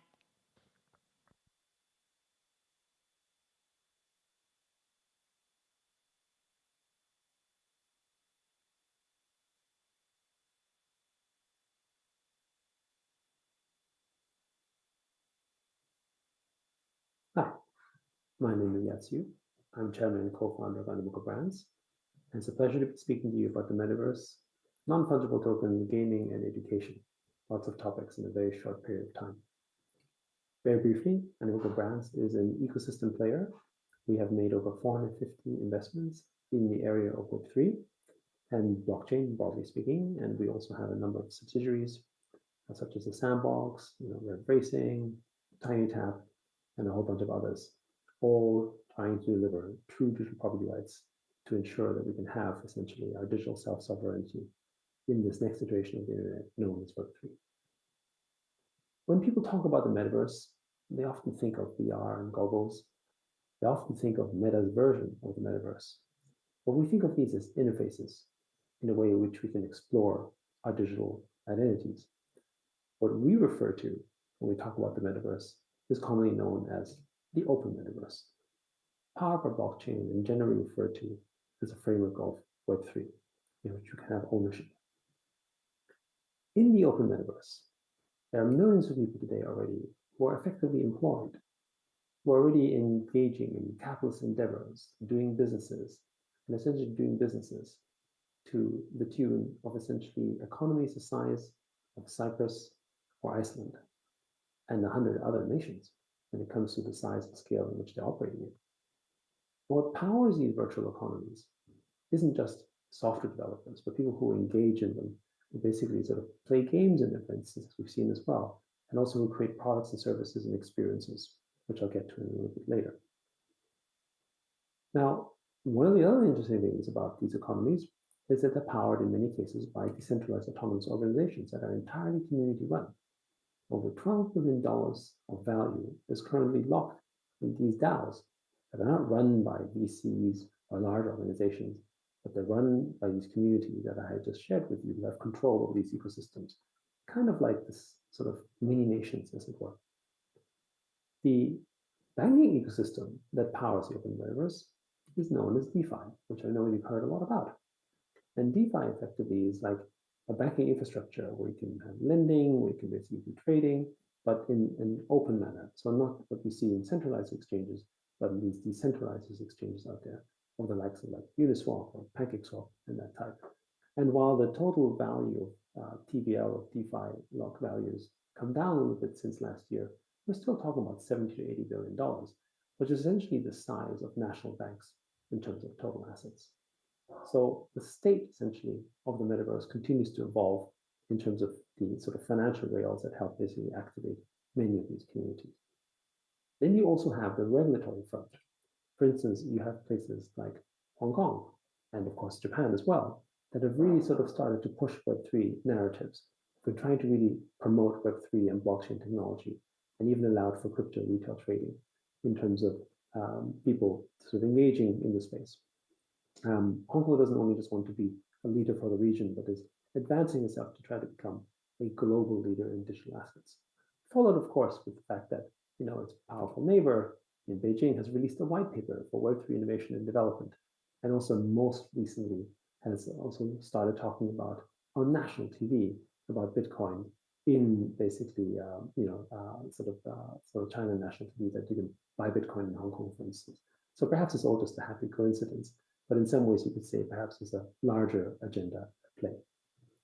So let me sort of describe a little bit why all of this is so important and why different countries around the world, not just sort of Hong Kong or Southeast Asia, or even sort of Japan and so on, are really pushing Web3 and believe that this is the future or the next iteration of the internet. And it all comes down to this, which is basically control of data and the value of data. Because data basically is this most valuable of resources. It has unlimited network effects. And the more data there is, the more data gets gravity and the more powerful data becomes, as we know today. But there's one situation that's changed in the world of Web2, which most of us currently live today, which is that all this value that we create with data actually doesn't accrue to its end users that actually generate that value. We are, in fact, the product, but we're also the ones that people sell to because we're creating all this value. Think of it in the example of something like Instagram. We share photos on Instagram, we post them, and that creates incredible amounts of information, and the platform itself is able to create knowledge from that. So we're effectively working for the platform, but we don't receive any value back for it. So why is that a fair arrangement? That's because we don't know any better. We're surrendering our data daily, and we're willingly giving it up to all of the platforms that are out there, who then create these limitless network effects. And so we created a world today where we consider ourselves somewhat digitally colonized, right? We are dependent on platforms, whether it's Apple, whether it's Google, whether it's Facebook, right? These companies basically rule our digital existences. Those million followers you might have on Instagram aren't actually your followers. They can decide to take it away from you at any time. And that's because they are on the platform and we are giving them value. We're effectively quasi-employed by giving them all of our data. But if you think about it, actually, if we didn't give them our data, then they wouldn't have the value that they have today, for instance. And after all, if it wasn't for our data, you wouldn't have things like ChatGPT. You wouldn't have self-driving cars. We are the source of their power, and yet that power doesn't rest with us. It rests basically with the platforms. And that is why Web3 and the metaverse is so important. Because in the construct of Web3, we can now have ownership of that data. We can have ownership of our digital assets that we have created, and we can have a stake in the networks that we help co-create. In Web 1, we were obviously just reading to the web. In Web 2, we were writing to the web. And that writing came in the form of data and made it all powerful. And now, of course, we need to have a way in which we can reclaim the value of the data that we've created and have a share in that. And that is the power of Web3. And that's why we say that we're all about true digital property rights, because Web3 gives the ability for us to have digital property rights, an ability to own a piece of the network, a piece of the internet, as it were. But why is property rights so important?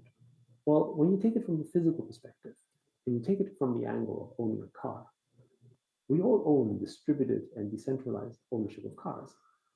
And when you think of that, the value of the ownership of the car comes from the fact that thousands and thousands of other businesses have created value-added services on top of these cars. And they don't have to seek for permission. They don't have to go to Tesla or to Volkswagen or to Mercedes and say, am I allowed to basically build a baby seat, or can I create an Uber-like service or a Lyft-like service for your car? No, you can just go to the owner of the car and conduct business with him. And you can do all sorts of services out there. And that's the reason why you can have financing for your car, or services like Uber and Lyft, or people making tires, and all the employment and economic opportunity that comes from the ownership of cars is far greater than the sale of the car itself. And every aspect of our physical life is driven in this manner. But it goes beyond that. It goes beyond just the fact that decentralized ownership gives us more network effects that we can build and construct business from. It also speaks to our digital identity. So here's an example of a Birkin bag in comparison to a Bored Ape, which you've probably heard of many times before. What is it that makes a Bored Ape more valuable than this bag, which is actually a physical thing? But if you think about it a little bit more deeply, how many people buy this Birkin bag so they can put things in it? Most of them buy it as a sense of social identity or social status, or things that mean to them something in a personal way. In fact, all the clothing that we purchase doesn't have to be expensive. Why do we choose to wear clothes with different colors, for instance? These all speak to our social identity. So we acquire and purchase things because they mean something to ourselves, because they mean something to our culture. And we do this with our shoes, with the places we live, even with the cars we buy. And in that sense, non-fungible tokens represent that in a digital context. And they represent essentially a way in which we can store our social cultural identities. And this may not seem sort of very far-fetched when you think of it from the gaming world, because in the gaming world, we spend close to $100 billion already on virtual goods. And these virtual goods are mostly whimsical in nature, like skins in your favorite games, or trinkets or items that are purely decorative, as we do in the physical world. But what is it that ties all of this together? Why is it so important? Why do we spend this kind of money on sort of virtual trinkets and virtual goods? And it comes down to this element, which is culture.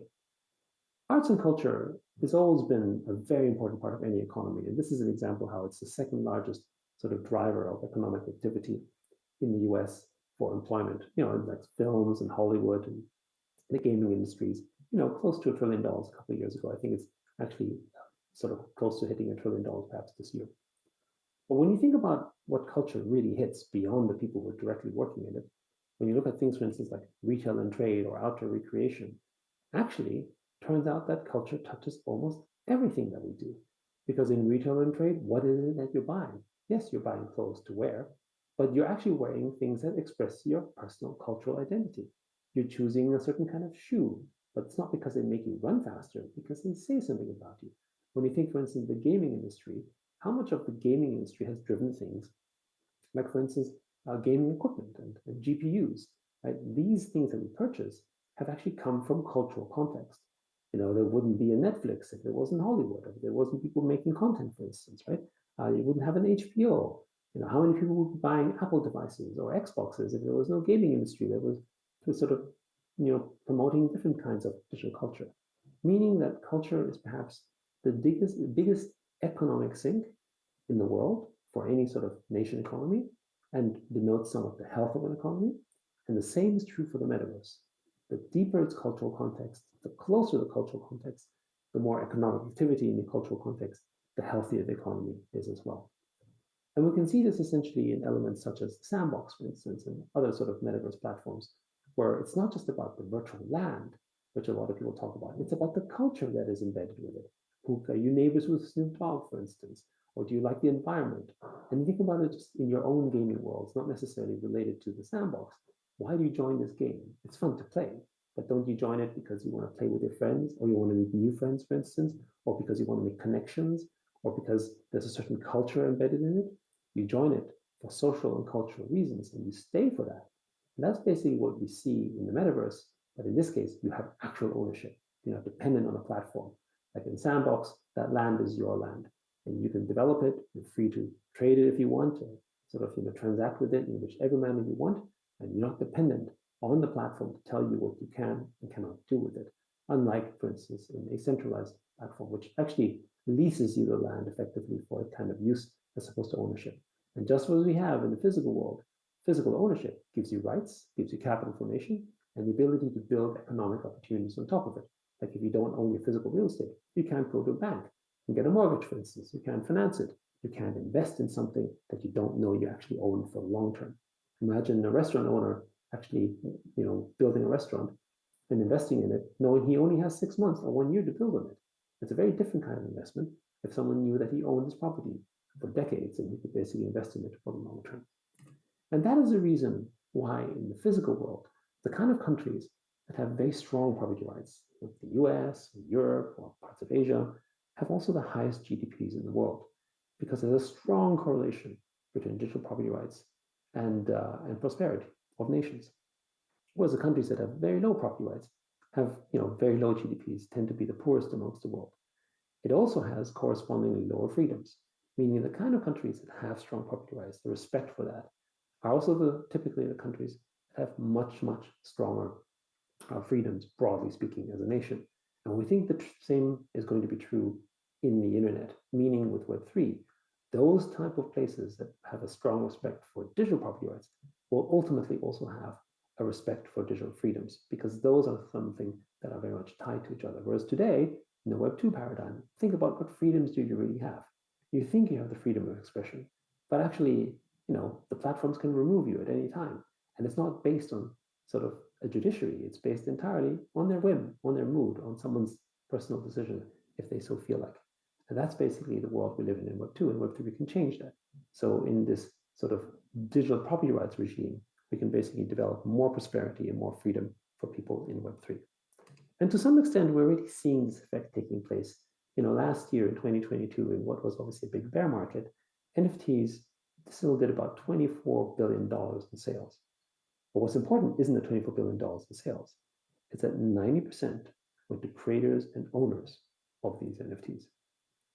In stark contrast to the Web2 royalties paid by platforms like Spotify, it was only about $7 to $8 billion, which was paid to basically creators and owners of those music rights. And we all know that it's very difficult for a musician to make an actual living on Spotify. It's almost like a promotion platform because value isn't fairly distributed, because there's no paradigm in which the owners can actually share more in that value, which with property rights in the NFT space is possible.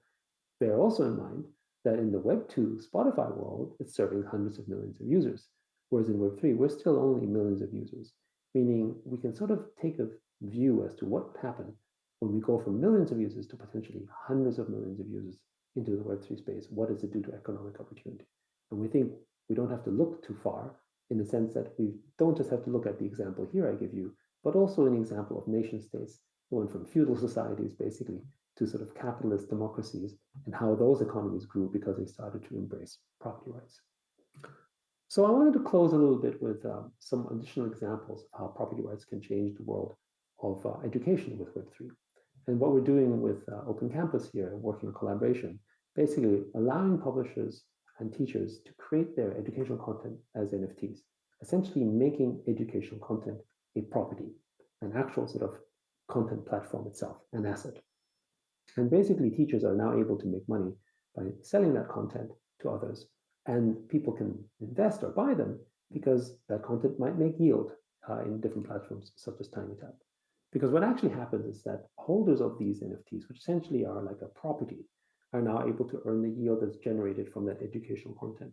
And in the first sale of these NFTs that took place late last year, some of the teachers made something between a year to a year and a half worth of their annual salary and started employing their friends to build businesses and partake in this opportunity. And more teachers started to look at this and say, hey, this is interesting.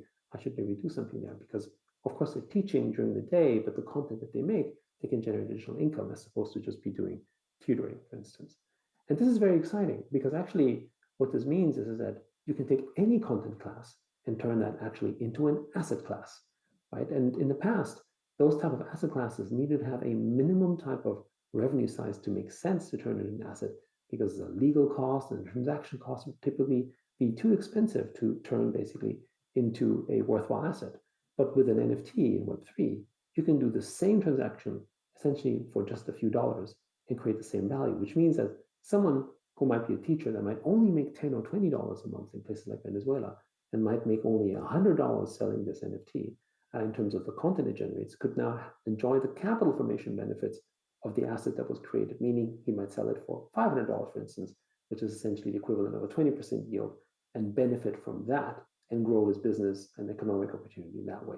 Because now all sorts of content assets can now become essentially, content can now become essentially assets through that approach, not just with teachers in education, but that's obviously one of the big use cases. And in order to help fuel this, we also helped launch a $10 million Global Educators Fund. We're hoping anyone who's interested in sort of promoting education, wanting to create new content in their classroom, or promote maybe Web3 education, although that's not required, or sort of STEM programs, STEAM programs, or any kind of philosophical programs, can now apply this $10 million Global Community Educators Fund at Open Campus to help drive forward the vision to make true digital property rights possible in the space of education and beyond. Thank you very much for your time, and it was a great pleasure sharing my thoughts with all of you. Thank you.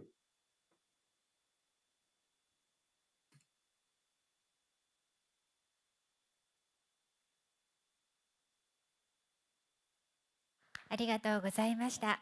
やっとしゅう様のご講演、映像にてご覧をいただきました。各専門分野で皆様にはとってもね、勉強になっていることと思います。では、ここで本日は特別ゲストといたしまして、オープン AI CEO のサム・アルトマン様にお時間を頂戴することにはなっていたんですけれども、残念ながら本当にご多忙中ということでして、都合がつかず今回は見送りとなってしまいました。ですが今度はぜひにということでね、次回に皆さんご期待をいただきたいと思います。ですのでサム・アルトマン様の代わりにといいますか、今度は素敵な講演をまたご覧いただこうと思います。続いてはスティーブ・マン様によりますご講演になりますが、マーシビティ・アトムスプラス・ビッツプラス・ジーンズ・トゥ・アドバンス・レシオプリカリー・イマーシブ・ Submerging Technologies for Earth and Humanity ということでご講演をいただきます。引き続き映像をご覧ください。Okay, my name is Steve Mann, and I'm going to talk today about immersivity, which is technology that is immersive that you can submerse. That is reciprocally immersive technology, immersivity. That's the title of my talk, and it's sort of based on this idea of these three overlapping circles of nature, technology, and humanity. So I've got here, the first circle is planet Earth, which is the environment made of atoms. The second circle is technology, bits, which is the green circle represented by the cathode ray oscillograph screen, the oscilloscope screen, the green circle of technology from the original cathode ray tube with the green glow of the oscilloscope. And this one in particular here, actually. And then the red circle represents humanity. The green circle, atoms, which starts with the Greek word atom starts with the Greek letter alpha, and beta for bits, and gamma for genes. Planet Earth is first. We have the blue circle first, sort of Earth first. And this is planet Earth from the Apollo 8 Earthrise, which is kind of an inspirational picture of looking at the planet. Planet Earth is blue, mainly because of the water. And the green here is the technology circle. This is the oscilloscope screen. And the red is humanity. Hemoglobin in the blood gives the red color. Just about every race and kind of human has redness. If you put your hand over a light bulb, it's going to show through red. So we have these three overlapping circles, forms kind of a Venn diagram, which we call immersivity. This is the idea. Immersivity is at the intersection of the physical world of nature, the virtual world and technological world, and the humanity, the world of humanity and sociality. So here, in a simplified form, we've got atoms, alpha, the environment, physical reality. The Greek word physikos means nature in Greek. And so we have also the world of bits, beta, virtual world, and we've got the world of genes, humanity, these three overlapping circles. Where these two circles intersect, we've got physical computing. Where these two circles intersect, you've got cyborg, metaverse, and so on. And where these two intersect, we've got just how we engage the natural world around us. The IEEE slogan, Advancing Technology for Humanity, really only considers two of these three circles, and in particular, technology and humanity is the technology circle beta and the humanity circle gamma. And so HCI, human-computer interaction, or human, metaverse, cyborg, these sorts of elements are right at the intersection of alpha, not alpha, but beta and gamma, ACM, HCI, and so on. MIT, on the other hand, looks at, mens a manus, which means mind and hand. You could think of this as bits and atoms. MIT looks at these two circles, the bits and the atoms. Physical computing is where they intersect. So neither MIT nor the IEEE has the complete picture, but together these 2 points of view give us the complete picture, namely all three circles here. We look at MIT is these two, and the IEEE is these two. ACM is also these two. Together we have a complete picture, and that's kind of what we want to look at as immersivity here.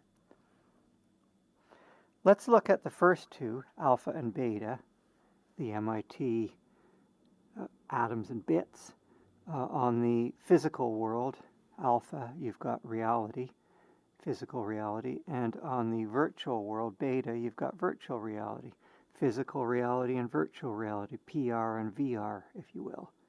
We could think of these as axes, alpha and beta. And this forms a taxonomy, of course. You've got alpha, more or less physical reality, and beta, more or less virtual reality. And so this gives us a taxonomy with 4 quadrants, more or less of each. Now, augmented reality is some of the virtual world and some of the physical world. And so now we have 3 cells populated in this 2x2 taxonomy, leaving us, and this is of course, perhaps an example, leaving us with a empty cell at the lower left. What is that empty cell? We've got PR, AR, and VR. What is missing? And that is what we call DR, diminished reality. Diminished reality is when you have less of the physical world and less of the virtual world. A good example of diminished reality is dark sunglasses or a baseball cap, earplugs, HDR welding helmets. I've spent many years inventing, designing, and building HDR. HDR was one of my inventions I brought to MIT, and these welding helmets are examples of this sort of sensory attenuation and mediation. And so immersivity is this idea of technology that surrounds us but allows nature through. So let's consider total sensory deprivation as the origin here, and that is the float tank. Right at the origin, we have the float tank. A float tank is a device that blocks out reality, and of course you don't have your cell phone and text messages in there either. So it's kind of zero. Now we will hallucinate and think of things, perhaps. So doesn't mean zero activity in the brain, it just means zero stimulus. So it's a natural origin where alpha goes to 0 and beta goes to 0. Now if we come along the alpha axis to the physical world of atoms, a nice water swim is a great way to get stimulus and feel the world. If we jump into a cold, icy lake, it's very strong embracement of reality, a real dose of reality. Likewise, if we want only the virtual world, we take that same float tank and wear a VR headset. That's me in my office with a virtual reality headset, underwater VR headset, in the float tank, receiving only virtual world and none of the physical world. So here we have diminished reality, here we have physical reality, here we have virtual reality, and when we have both, we have the augmented reality overlay, say if we're doing an ice water swim with a head-up display with some overlay information. So we have these 4 quadrants in the alpha-beta plane. One of my inventions, of course, was this VR float tank. 1980s, 1990s, I did a lot of experiments with underwater virtual reality float tank, sensory deprivation float tank. So this is an example, of course, of pure VR taking out the physical and having only the virtual. Now, the other thing is extended reality, XR. This is a concept that Charles Wyckoff and I came up with in 1991. We called it extended reality, XR, and our idea was to take reality and interpolate between the various realities. You could think of this XR variable X as a mathematical variable. Let X be the space of all realities, and let X be an interpolating function that interpolates between the realities. Also, there's so many realities now. There's diminished reality, physical reality, virtual reality, augmented reality, mediated reality, MR. There is lots and lots of different realities, but now we can let X represent all of them and interpolate between all of them and extrapolate. The important thing is that XR extends our reality if we want it to, so that it interpolates or extrapolates, i.e. extends. And so a good example here is that we have an XR that takes us beyond the range of normal reality. For example, allows us to see in the infrared, to see otherwise invisible things, to extend our vision, not just annotate, not just add augmented reality overlays. but actually extend our vision and allow us to see, E. coli counts in the water, safety fields, danger fields, flux lines, and other things. XR, for example, I did a lot of work with seeing radio waves, seeing sound waves, and those kinds of things. So here we go anywhere from the isolation tank, sensory deprivation tank, all the way out to an extended reality that might be more than 100% reality. We may have a heightened sense of reality. The overlay may help us be even more in tune with reality than we would normally be. We're in tune not only with our own physiological senses like heart, respiration, and so on, but we're also in tune with GPS, compass, where we are, wayfinding, situational awareness, all of these things that actually gives us even maybe more of a dose of reality. It allows us to push a little bit further. You can go a little bit further in the ice water, push yourself just a little bit further if you know how much your heart's doing. You know when you've had too much to swim, because one of the things is safety, of course, and you want to know your limit and stay within it. And if you can know your limit, you can really push things a little bit and even experience a bit more of a dose of reality than 100%.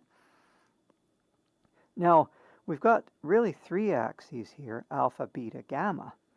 And so we've got the blue axis. Planet Earth is blue. That's alpha. That's the axis of physical reality, alpha. And we have the virtual reality, the green axis, beta. And we've got sociality, humanity, gamma. And so really, if we look at, say, these four elements, diminished reality, physical reality, virtual reality, and augmented reality, and extended reality, which can be anywhere in between or beyond, they're in this plane, alpha, beta. But then coming out of this plane, we've got shared VR, which is the metaverse. And then we have shared XR, which is the extendiverse, which we also refer to as mersivity. So we have mersivity is really about embracing this entire plane right at the intersection of all three of those elements. So it's important in mersivity. When something's immersive, it's both immersive and submersive in the sense that it immerses you, but you can immerse yourself and it. And so there's a reciprocal mersivity, remersivity, let's say. And so this has been the topic of much of our work, this extended metaverse.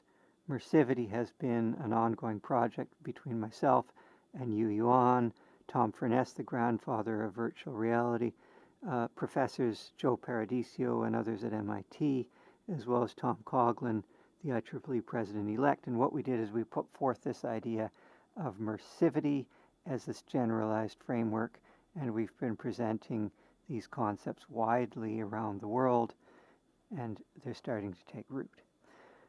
So one thing we often talk about is digital reality, and I just want to clear that really what we want is undigital reality. Digital reality, all cash is digital because you can't cut cash in half and have it still be legal tender.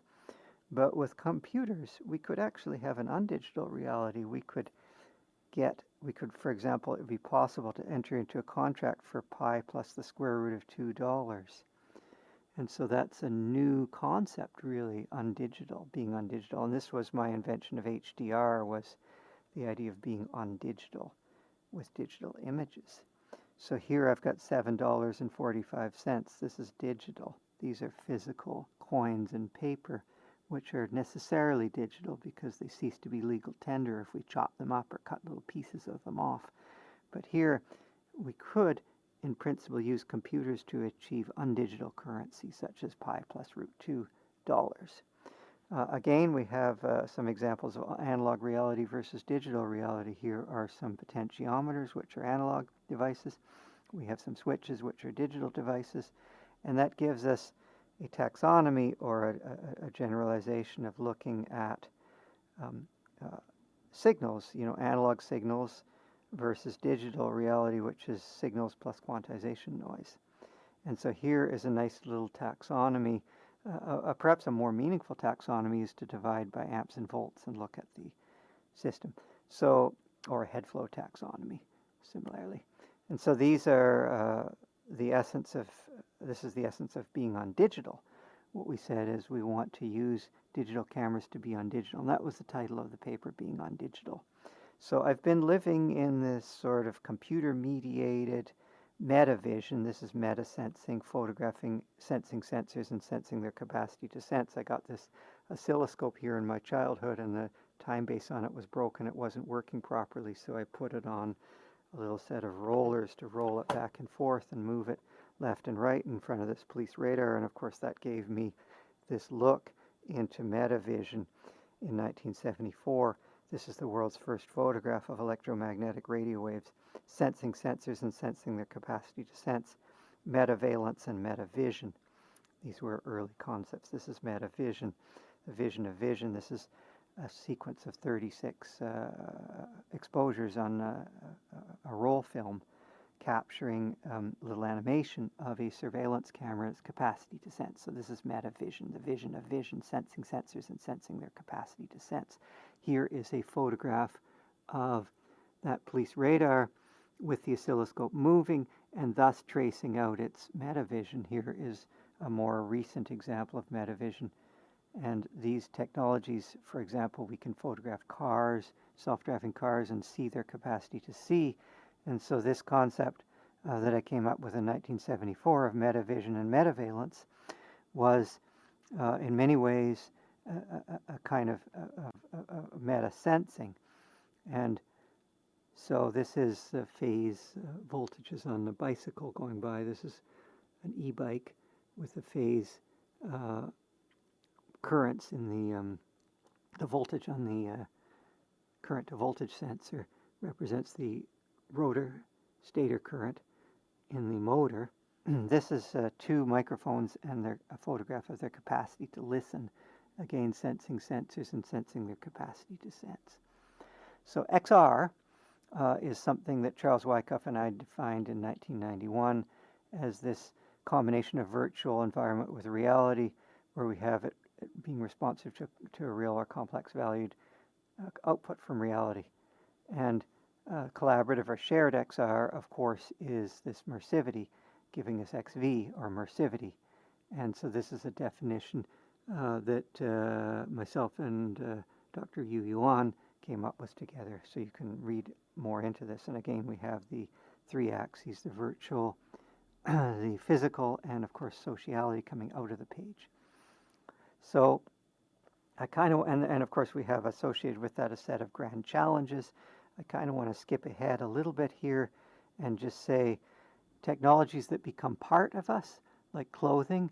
Very funny, now beam up my clothes, Scotty. You know, this is an example of some humor that suggests that clothing is part of us. Or a boat, you know, if someone will often yell when our boats collide, someone will say, "You hit me." They don't say that your boat hit my boat. And so we think of these technologies as part of ourselves, like this spacesuit. We think of it as part of ourselves. And so the environment is that which surrounds us, and the environment is us ourselves, and the environment is that boundary between the environment and the environment. Cyborgs have existed for more than 1 million years. Bicycles, Manfred Klein's favorite example, is a person riding a bicycle. But vessels have been around even longer, for more than 1 million years, suggests that our cyborg origins date back more than 1 million years before Homo sapiens, before the invention of clothing, before the invention of the wheel. And so we have this notion of environment, and the environment is that which separates the two.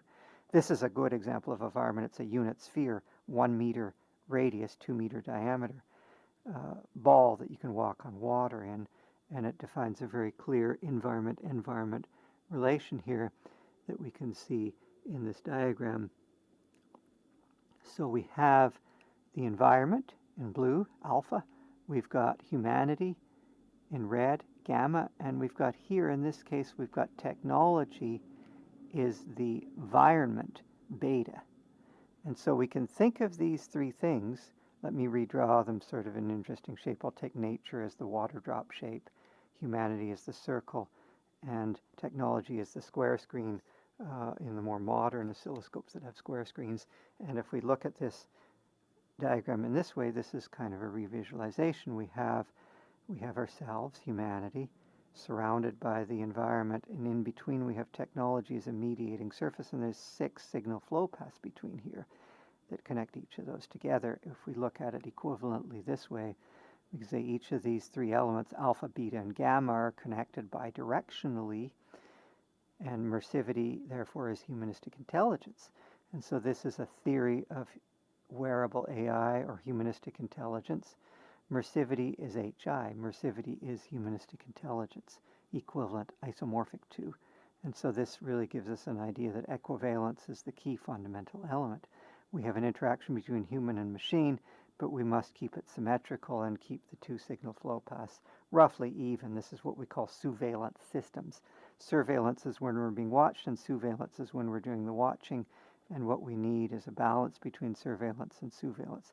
As a kind of joke or comical element, I made this light switch that has a random delay. It's a push-on, push-off switch designed to annoy people, machine of malice. It has a random 3 to 5 second delay with a 10% packet loss. So it works about 90% of the time. It mimics what modern technology often does. It watches us intently but reveals very little about itself. And so that is a machine of malice. We have really a fractal nature of HI or immersivity in the sense the mind and body, mind and hand, let's say mens et manus in the MIT sense, forms this feedback loop inside the human, but then the human is part of the feedback loop with the technology and sensors and senses. So the human machine or cyborg is this element of sensing and sensors. And of course, this, again, the human machine now can be part of a community of cyborgs or a smart city where you have surveillance and surveillance and balance. So you can see this self-similar fractal nature of immersivity that really cuts across many disciplines. So here's an example of a vehicle. This is a vehicle of freedom. This is an example of a little bit of a fun swim with technology that's immersive. Immersivity is technology. Here's a smart paddleboard that follows me when I swim. It pulls along with the string with the thrusters in there that go in proportion to how much pull there is on the string. And this is an example of growler boarding, swimming over to a piece of ice, climbing up on the ice, and paddling. And so this is an example of another activity that's immersive. Immersivity is this element of technology that surrounds us, but yet connects us to nature. And so in summary, I want to say technology for humanity and the environment. That's what we really want, advancing technology for humanity and the environment. All 3. XR interpolates, extrapolates, as well as interpolates all the other realities. AR is very limited, so instead, let's promote and use XR, and more generally, let's promote and use XV. Instead of saying AR, VR, let's say XR, XV as our frame of reference. Immersive technology that you can immerse or submerse, and that's what we want. And IEEE Sections Congress, we will be talking more about this, and also save the date for our new Immersivity Conference, IEEE Immersivity, August 14th to 18th. Yu Yuan and I and various others will be creating this event. Thank you very much.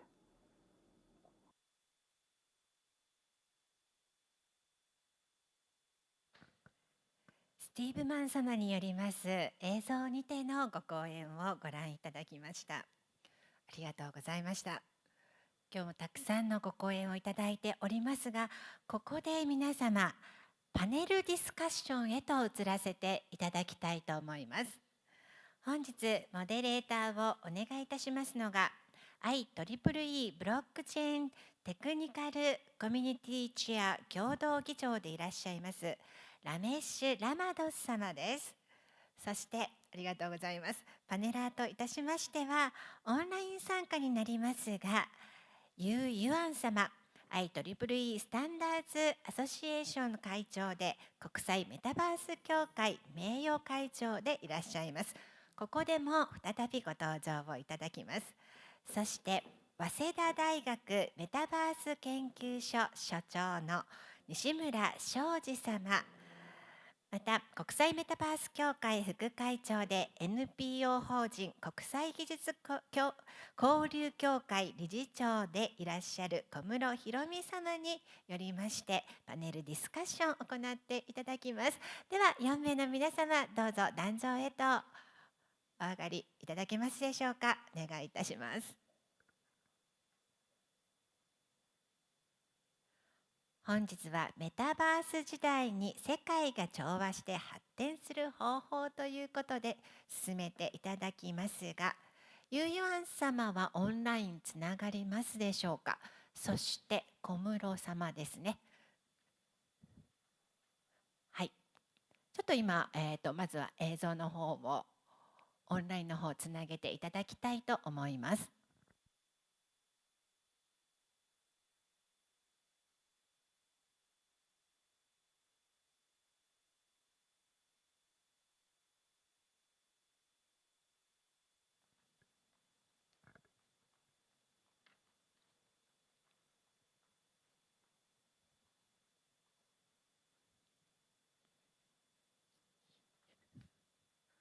はい。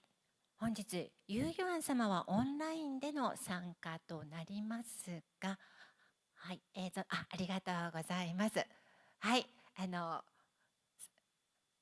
画面の方にもねご登場いただきました。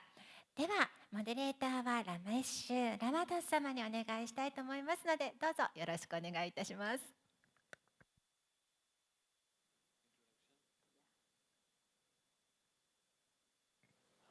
Hello, everyone.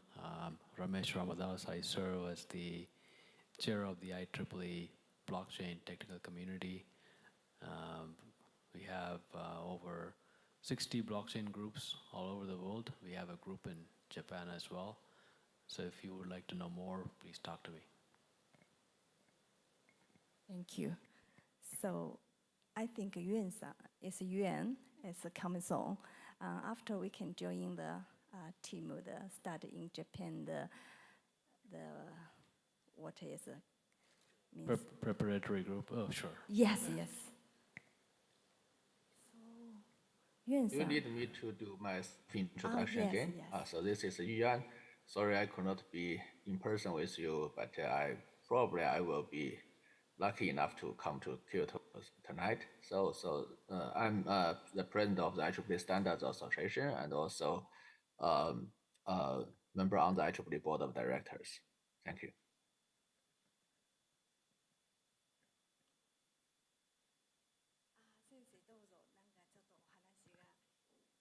日本語でよろしいですか？はい。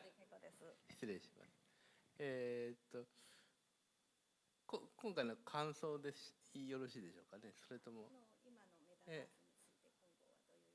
はい。メタバース、多分私午後に講演しようと思っていることは、結局世界をどういうふうに我々が認知するかの問題だと思うんですよね。で、多分一人一人が違う世界観を持っていて、で今現在起こっていることはメタバースっていうのは単なるこの現実の世界を、VR 上に展開しただけのものであるように感じています。でも実はそれってログアウト自分がね自分のアバターからログアウトした瞬間に、なくなっちゃうんじゃないかなという気もするし、でも実際の世界っていうのは私がいてもいなくても自立して存在して、いる。だからそこをどういうふうに実現していくのかっていうことが今後重大になってくるんじゃないかなと思っております。ありがとうございます。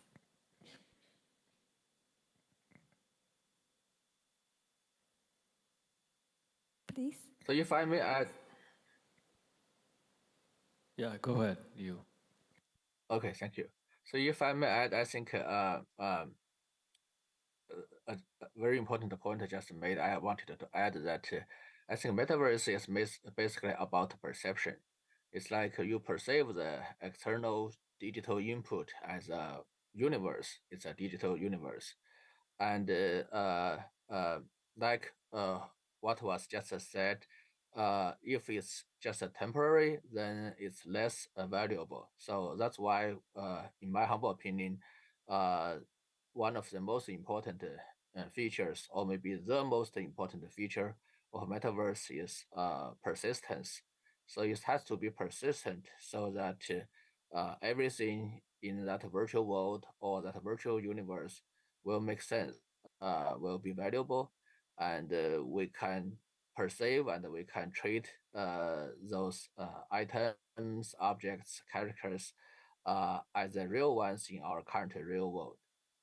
Thank you. So the topic was how to develop metaverse harmoniously. So there are, I want to understand, like, in Japan has this gaming is very strong in Japan. So how would that lead into the metaverse development? I want to understand that because we have, there's different communities working on metaverse. You have the big companies, like Meta, and we have, Microsoft and Nvidia. They have, metaverses, and then we have, of course, gaming companies. They're trying to develop our, metaverse gaming, and then the third category we have blockchain companies developing metaverse with NFTs and some tokens. So now how do we, the question is like, since Japan is very strong in the gaming, so how do you see this, like helping with the metaverse development? そしたら私日本語でちょっとお話が、自分の感想として日本はもう本当にメタバースが、もともとのベースがすごく基礎が持っていたの国やと思います。例えばコンテンツ、そして漫画、そしてゲーム、そしてサイエンスとかそういう部分にクリエイティブの部分に対しては日本は非常にはもう歴史があってそれがメタバースの世界がこれからいろんな分野から組み合わせしてこのメタバースの世界に入るんじゃないかなと私は思います。特に京都は任天堂とか、東西とか、またいくつのゲームの会社がありますのでやっぱりその空間が作るの能力と技術がとても高いので、それが空間がまだメタバースの空間がどういうふうに生かしながらいくのか他の国に比べるとかなり日本の技術が優れていると思いますのでまだ京都も清華大学とか、大学もたくさんあるのでその中でアートの芸術の大学もこれからもたくさんの作品が IP としてはブロックチェーンあるいはそういう IP から仮想通貨の、交換するのを付加価値できるのビジネスとしてはこれからどんどん展開していくではないんでしょうか。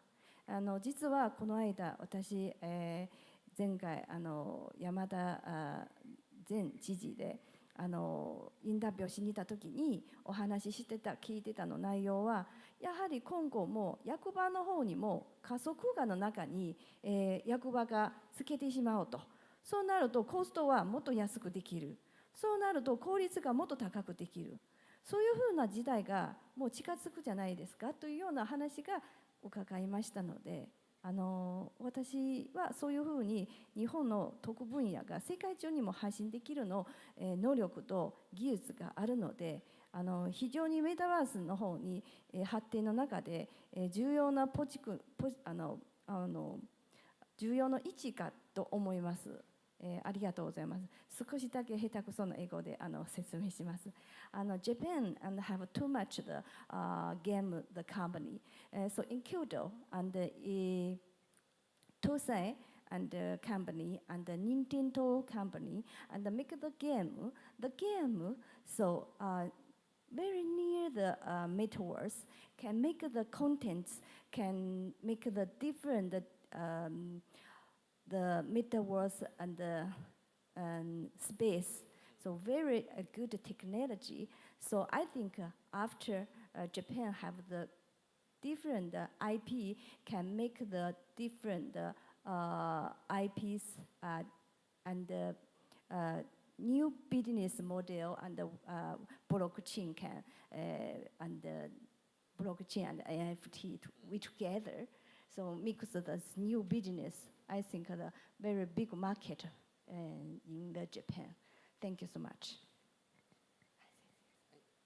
ちょっとまた戻っちゃうんですけどもね、継続性はこう担保されるというようなお話を今伺いましたけれども、メタバースって私もね従来はインターフェースだと思ってたんですよ。結局我々とそのメタバースの間にアバターがあって、我々はアバターを通じていろんな操作をしているということなんだけど、でもそれって冷静に考えてみると、例えばメタバースの中の植物、これっていうのは私がログインしてもしなくても成長してるはずですよね。でも実際は増加イミテーションの森にいるような形だし、そこにいるべき虫やら動物はぬいぐるみだったりおもちゃだったりするわけで生きてない。でもメタバースが本当に世界として存在するためには生きていなきゃいけないと思うんですよ。だから、メタバースはアバターがいようがいまいが、アバターは実はその裏には私たちがインターフェースした私たちがいて操作しているわけですけれども、それとは別に世界は生きているべきで、それはずっと続くけども、その中のメタバースの中にいる生き物は進化したり、あるいは絶滅したり、植物は成長したりっていうことが起こる。でそういうなんていうのかな、全部作り込むんではなくて、我々種をメタバースの新しい作り方を私想定してるんですが、例えば我々が今いる時にDNA が生まれて、それから生物が生まれて DNA ができたのかもしれませんけど、いずれにしても、そういうセントラルドクトリンという原理があって、それから、いろんな淘汰進化が始まって、今我々がここにいると。で継続するけれども変わっている、生きている。だからメタバース自体が生き物であるというような認識、そうしないと何でもかんでもメタバースを作り込んでいかなきゃならなくなるから、その辺のことをちょっと変えていくのがいいのかなと思っているし、確かにゲームの技術素晴らしいものがあって、で私の好きなゲームっていうかシムシティなんていうのもあったわけですけど、あるわけですけどね、そういったものの技術なんかも取り入れていくとまさにこう、メタバースが生き出すんじゃないかなと考えております。ありがとうございます。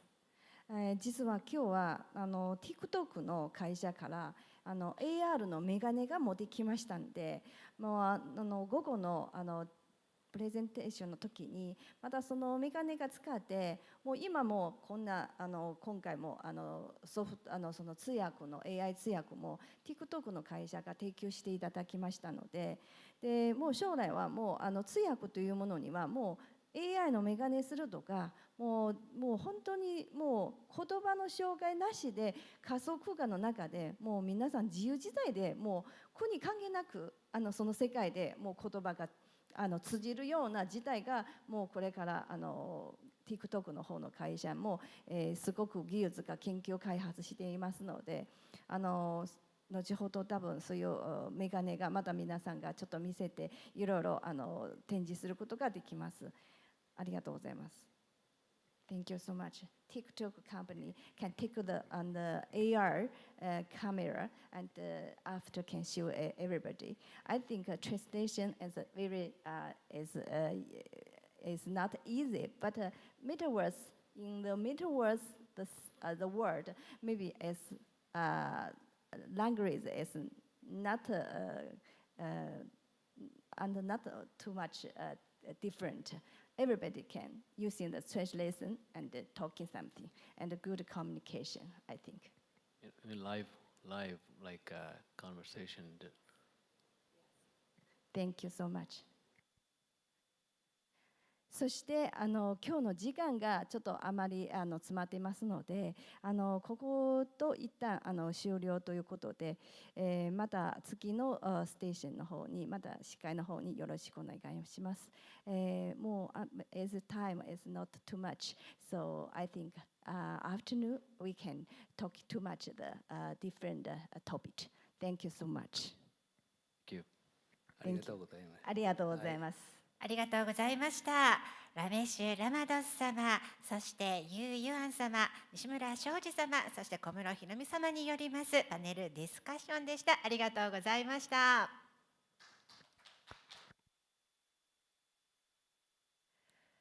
では、ユー・ユアン様にはこのままお残りいただきまして、次のプログラムへと進めさせていただきたいと思います。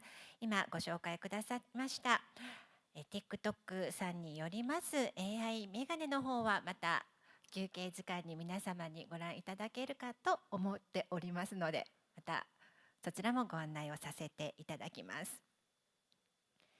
続きましては連携協力協定書締結調印式へと移らせていただきます。一般社団法人国際メタバース協会と協力を提携される皆様方ご紹介をさせていただきます。まずは IEEE Standards Association 様との提携となります。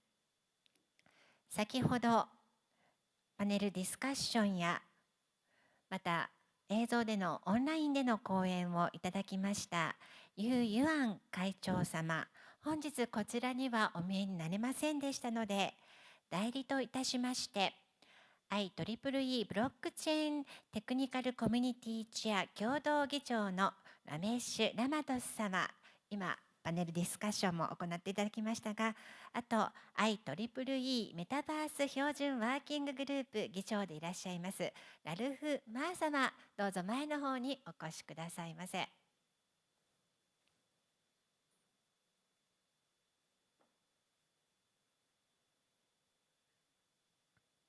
そしてユー・ユアン様はオンラインでつなぐこと可能でしょうか。今もう一度お願いしたいと思います。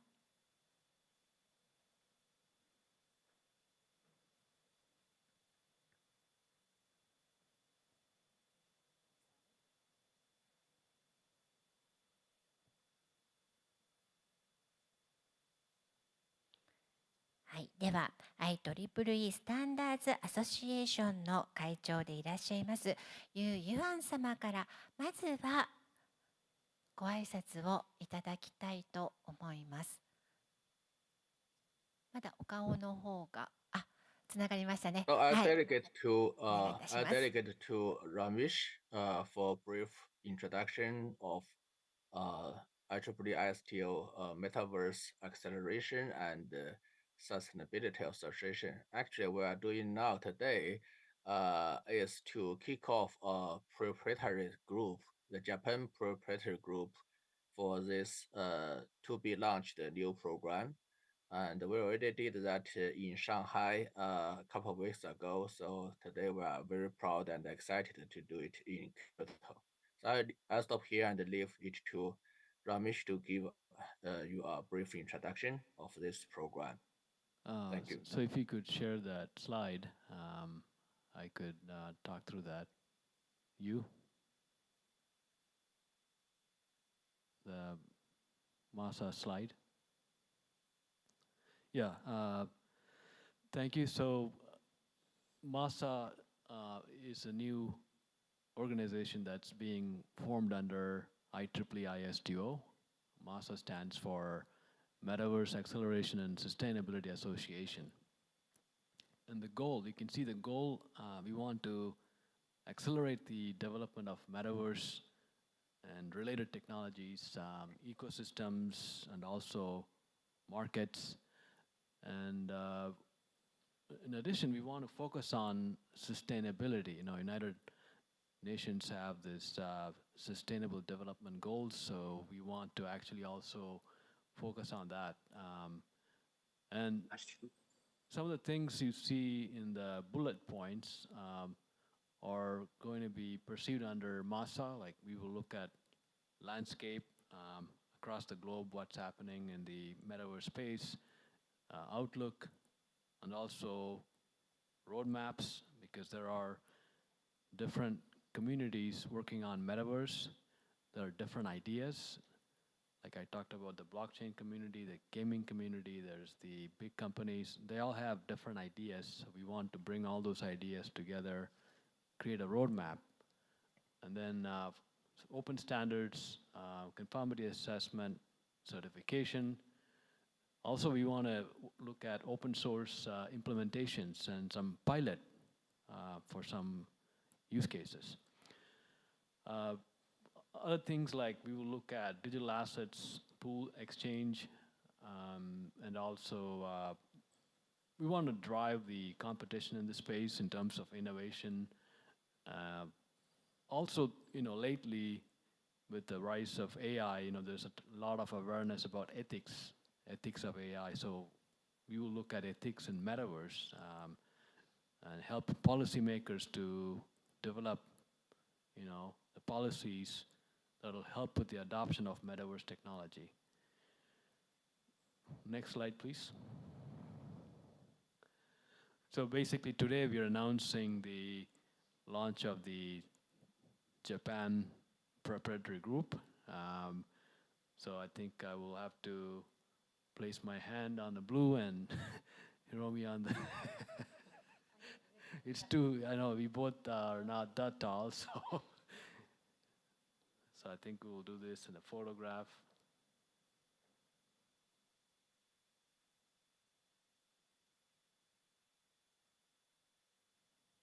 Okay, thank you. Next slide, please.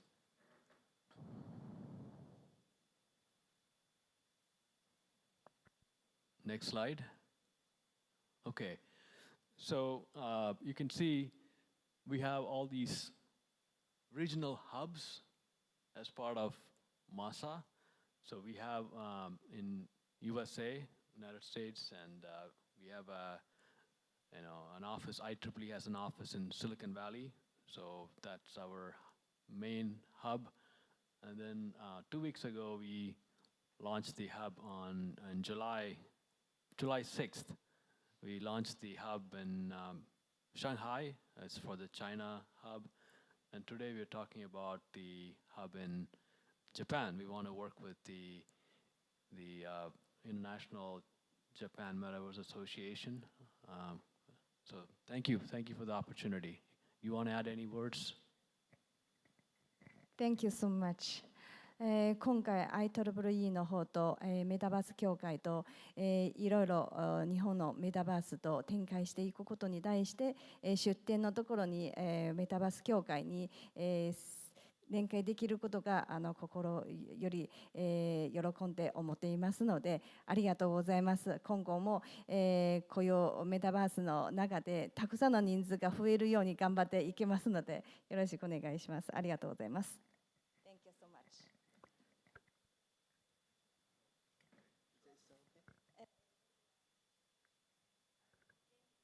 ありがとうございました。一般社団法人国際メタバース協会の副会長小室博美様が代表といたしまして、また IEEE スタンダードアソシエーション様と連携協力協定を結ばれました。新しい形での今、締結となりました。ありがとうございました。ではもう一社ですね。はい、ここでご紹介をしたいと思います。中国南京大学メタバース研究所様とも締結されますので、所長のパン・ジ・コン先生、どうぞオンラインの方でお顔を見せていただけますでしょうか。よろしくお願いいたします。では小室ひろみ様も再び前の方にお越しくださいませ。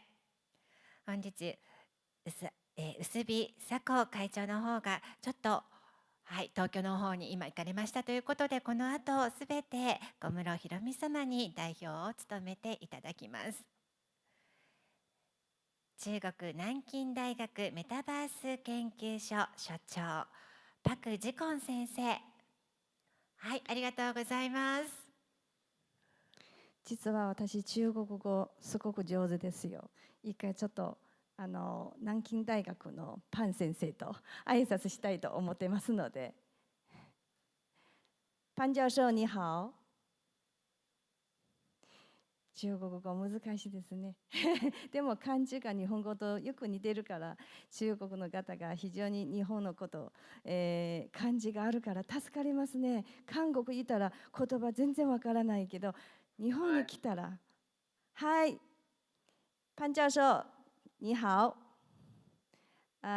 你可以可以听得到，你可以给我们讲有一个字词吗？谢谢。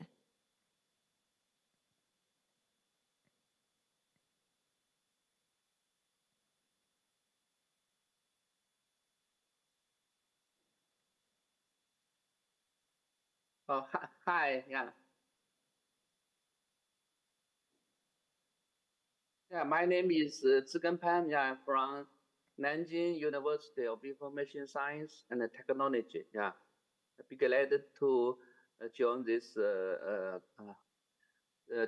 forum on Metaverse, yeah.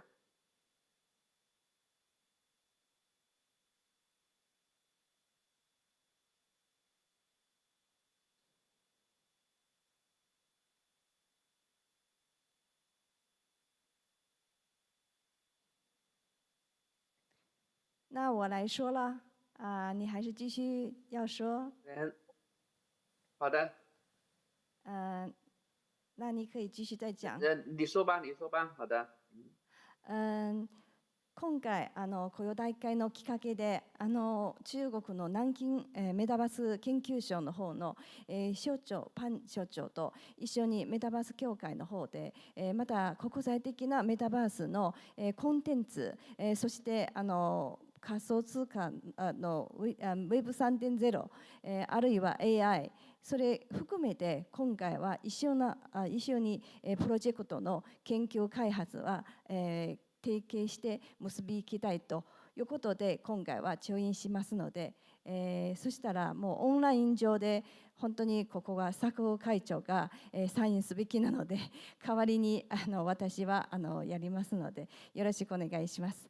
潘教授，那我们就可以来签约了。我在这里签，你在那里签，签完了我们给大家展示一下好吗？谢谢。では調印式の方へと。はい、移らせていただきます。では私の方が文面を読ませていただきます。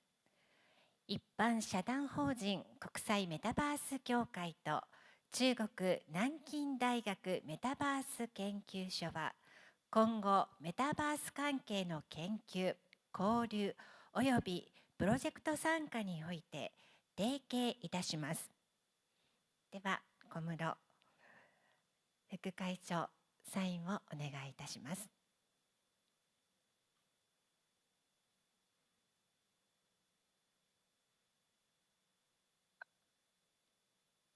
はい、このように締結調印式執り行わせていただきました。今後とも力強くご協力関係で、はい、素晴らしい世界を作っていただきたいと思います。パン・ジコン先生も今ね調印していただきました、ありがとうございました。今後のご協力どうぞよろしくお願いいたします。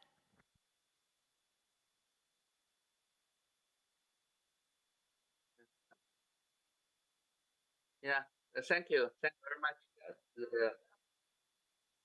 It's not very good. Yeah. 谢谢潘老师，谢谢潘教授。那我们今天的秋印就到此结束，非常感谢。那我们下午见。再见，谢谢。行，好的，好。再见。ありがとうございました。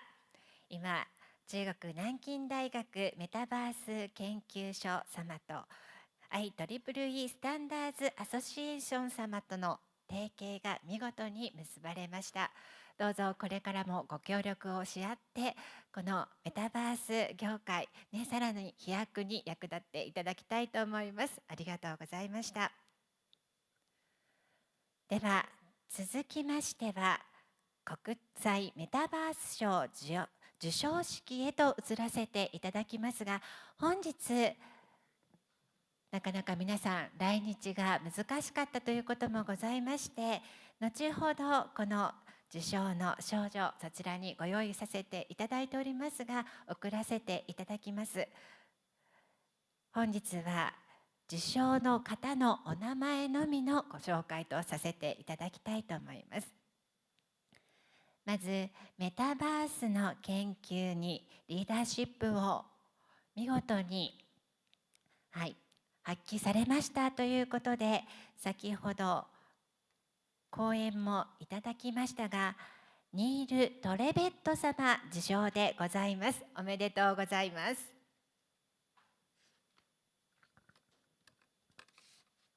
続きましては、メタバース NFT&Web3.0 応用に研究に対しましてのリーダーシップ賞といたしまして、やっとしゅう様受賞でございます。おめでとうございます。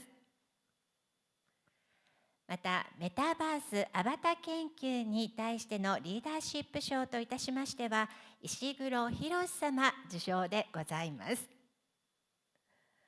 続いて、メタバース NFT& ブロックチェーン応用研究に対して、マラワン AI ザロント様受賞でございます。おめでとうございます。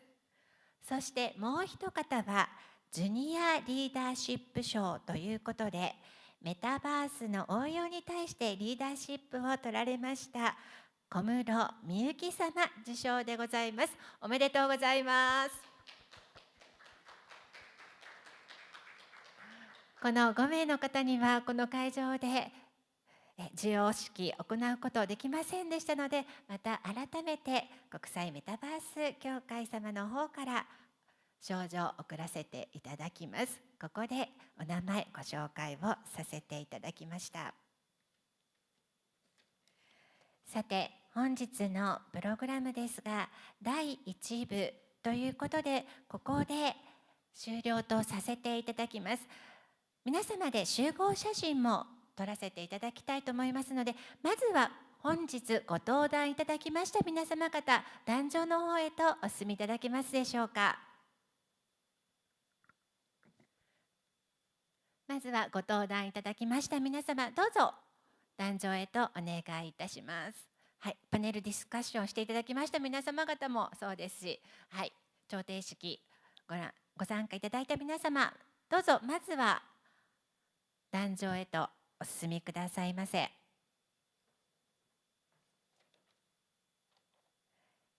ラメッシュ・ラマド様もどうぞ。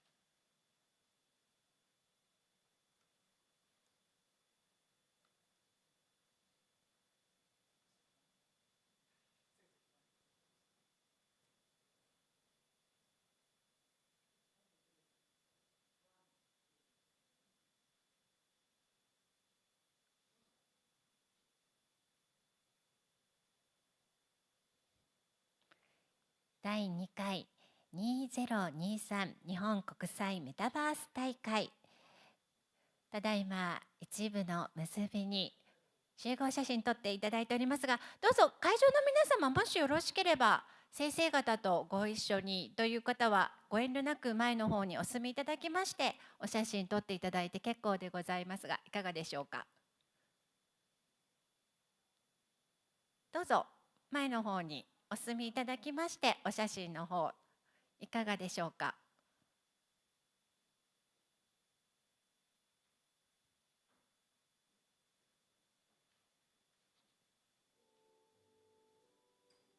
どうぞどうぞ、どうぞ前の方にお進みくださいませ。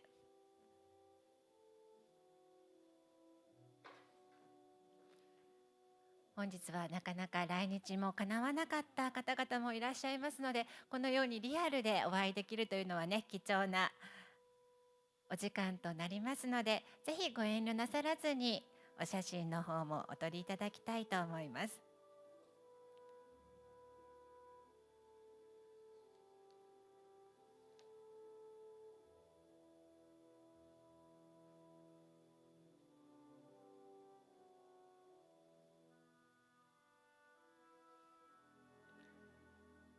ありがとうございます。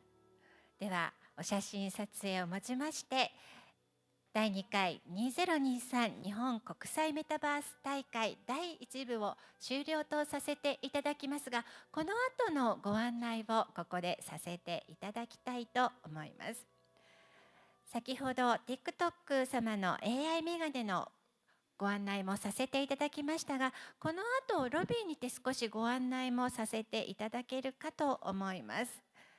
展示などロビーにても予定しておりますし、また直接メタバース協会の方にお問い合わせをいただきましたらご案内もさせていただきます。また昼食はこの後1階の会場でご用意をしております。カレーライスを数量限定でご用意しておりますので、昼食召し上がられます方々は1階の会場にということになりますが、短い時間でお召し上がりいただけますように、カレーのご用意は昼食券2000円にて受付にご用意しておりますので、お買い求めの上1階会場へとお進みください。また文化会の方はこの後昼食後1時からということで、2会場に分かれましてのパラレルセッションがございます。この会場2つに分けさせていただきますが、マイノマでは XR バーチャルリアリティデジタルツインをテーマに小室ひろみ様の進行で行われます。また蝶の間では Web3.0 と NFT 人工知能と AIGC をテーマにラメッシュ・ラマドス様の進行で行われます。登壇されます方々はそれぞれのお部屋に間違いのないようにお入りいただきたいと思います。また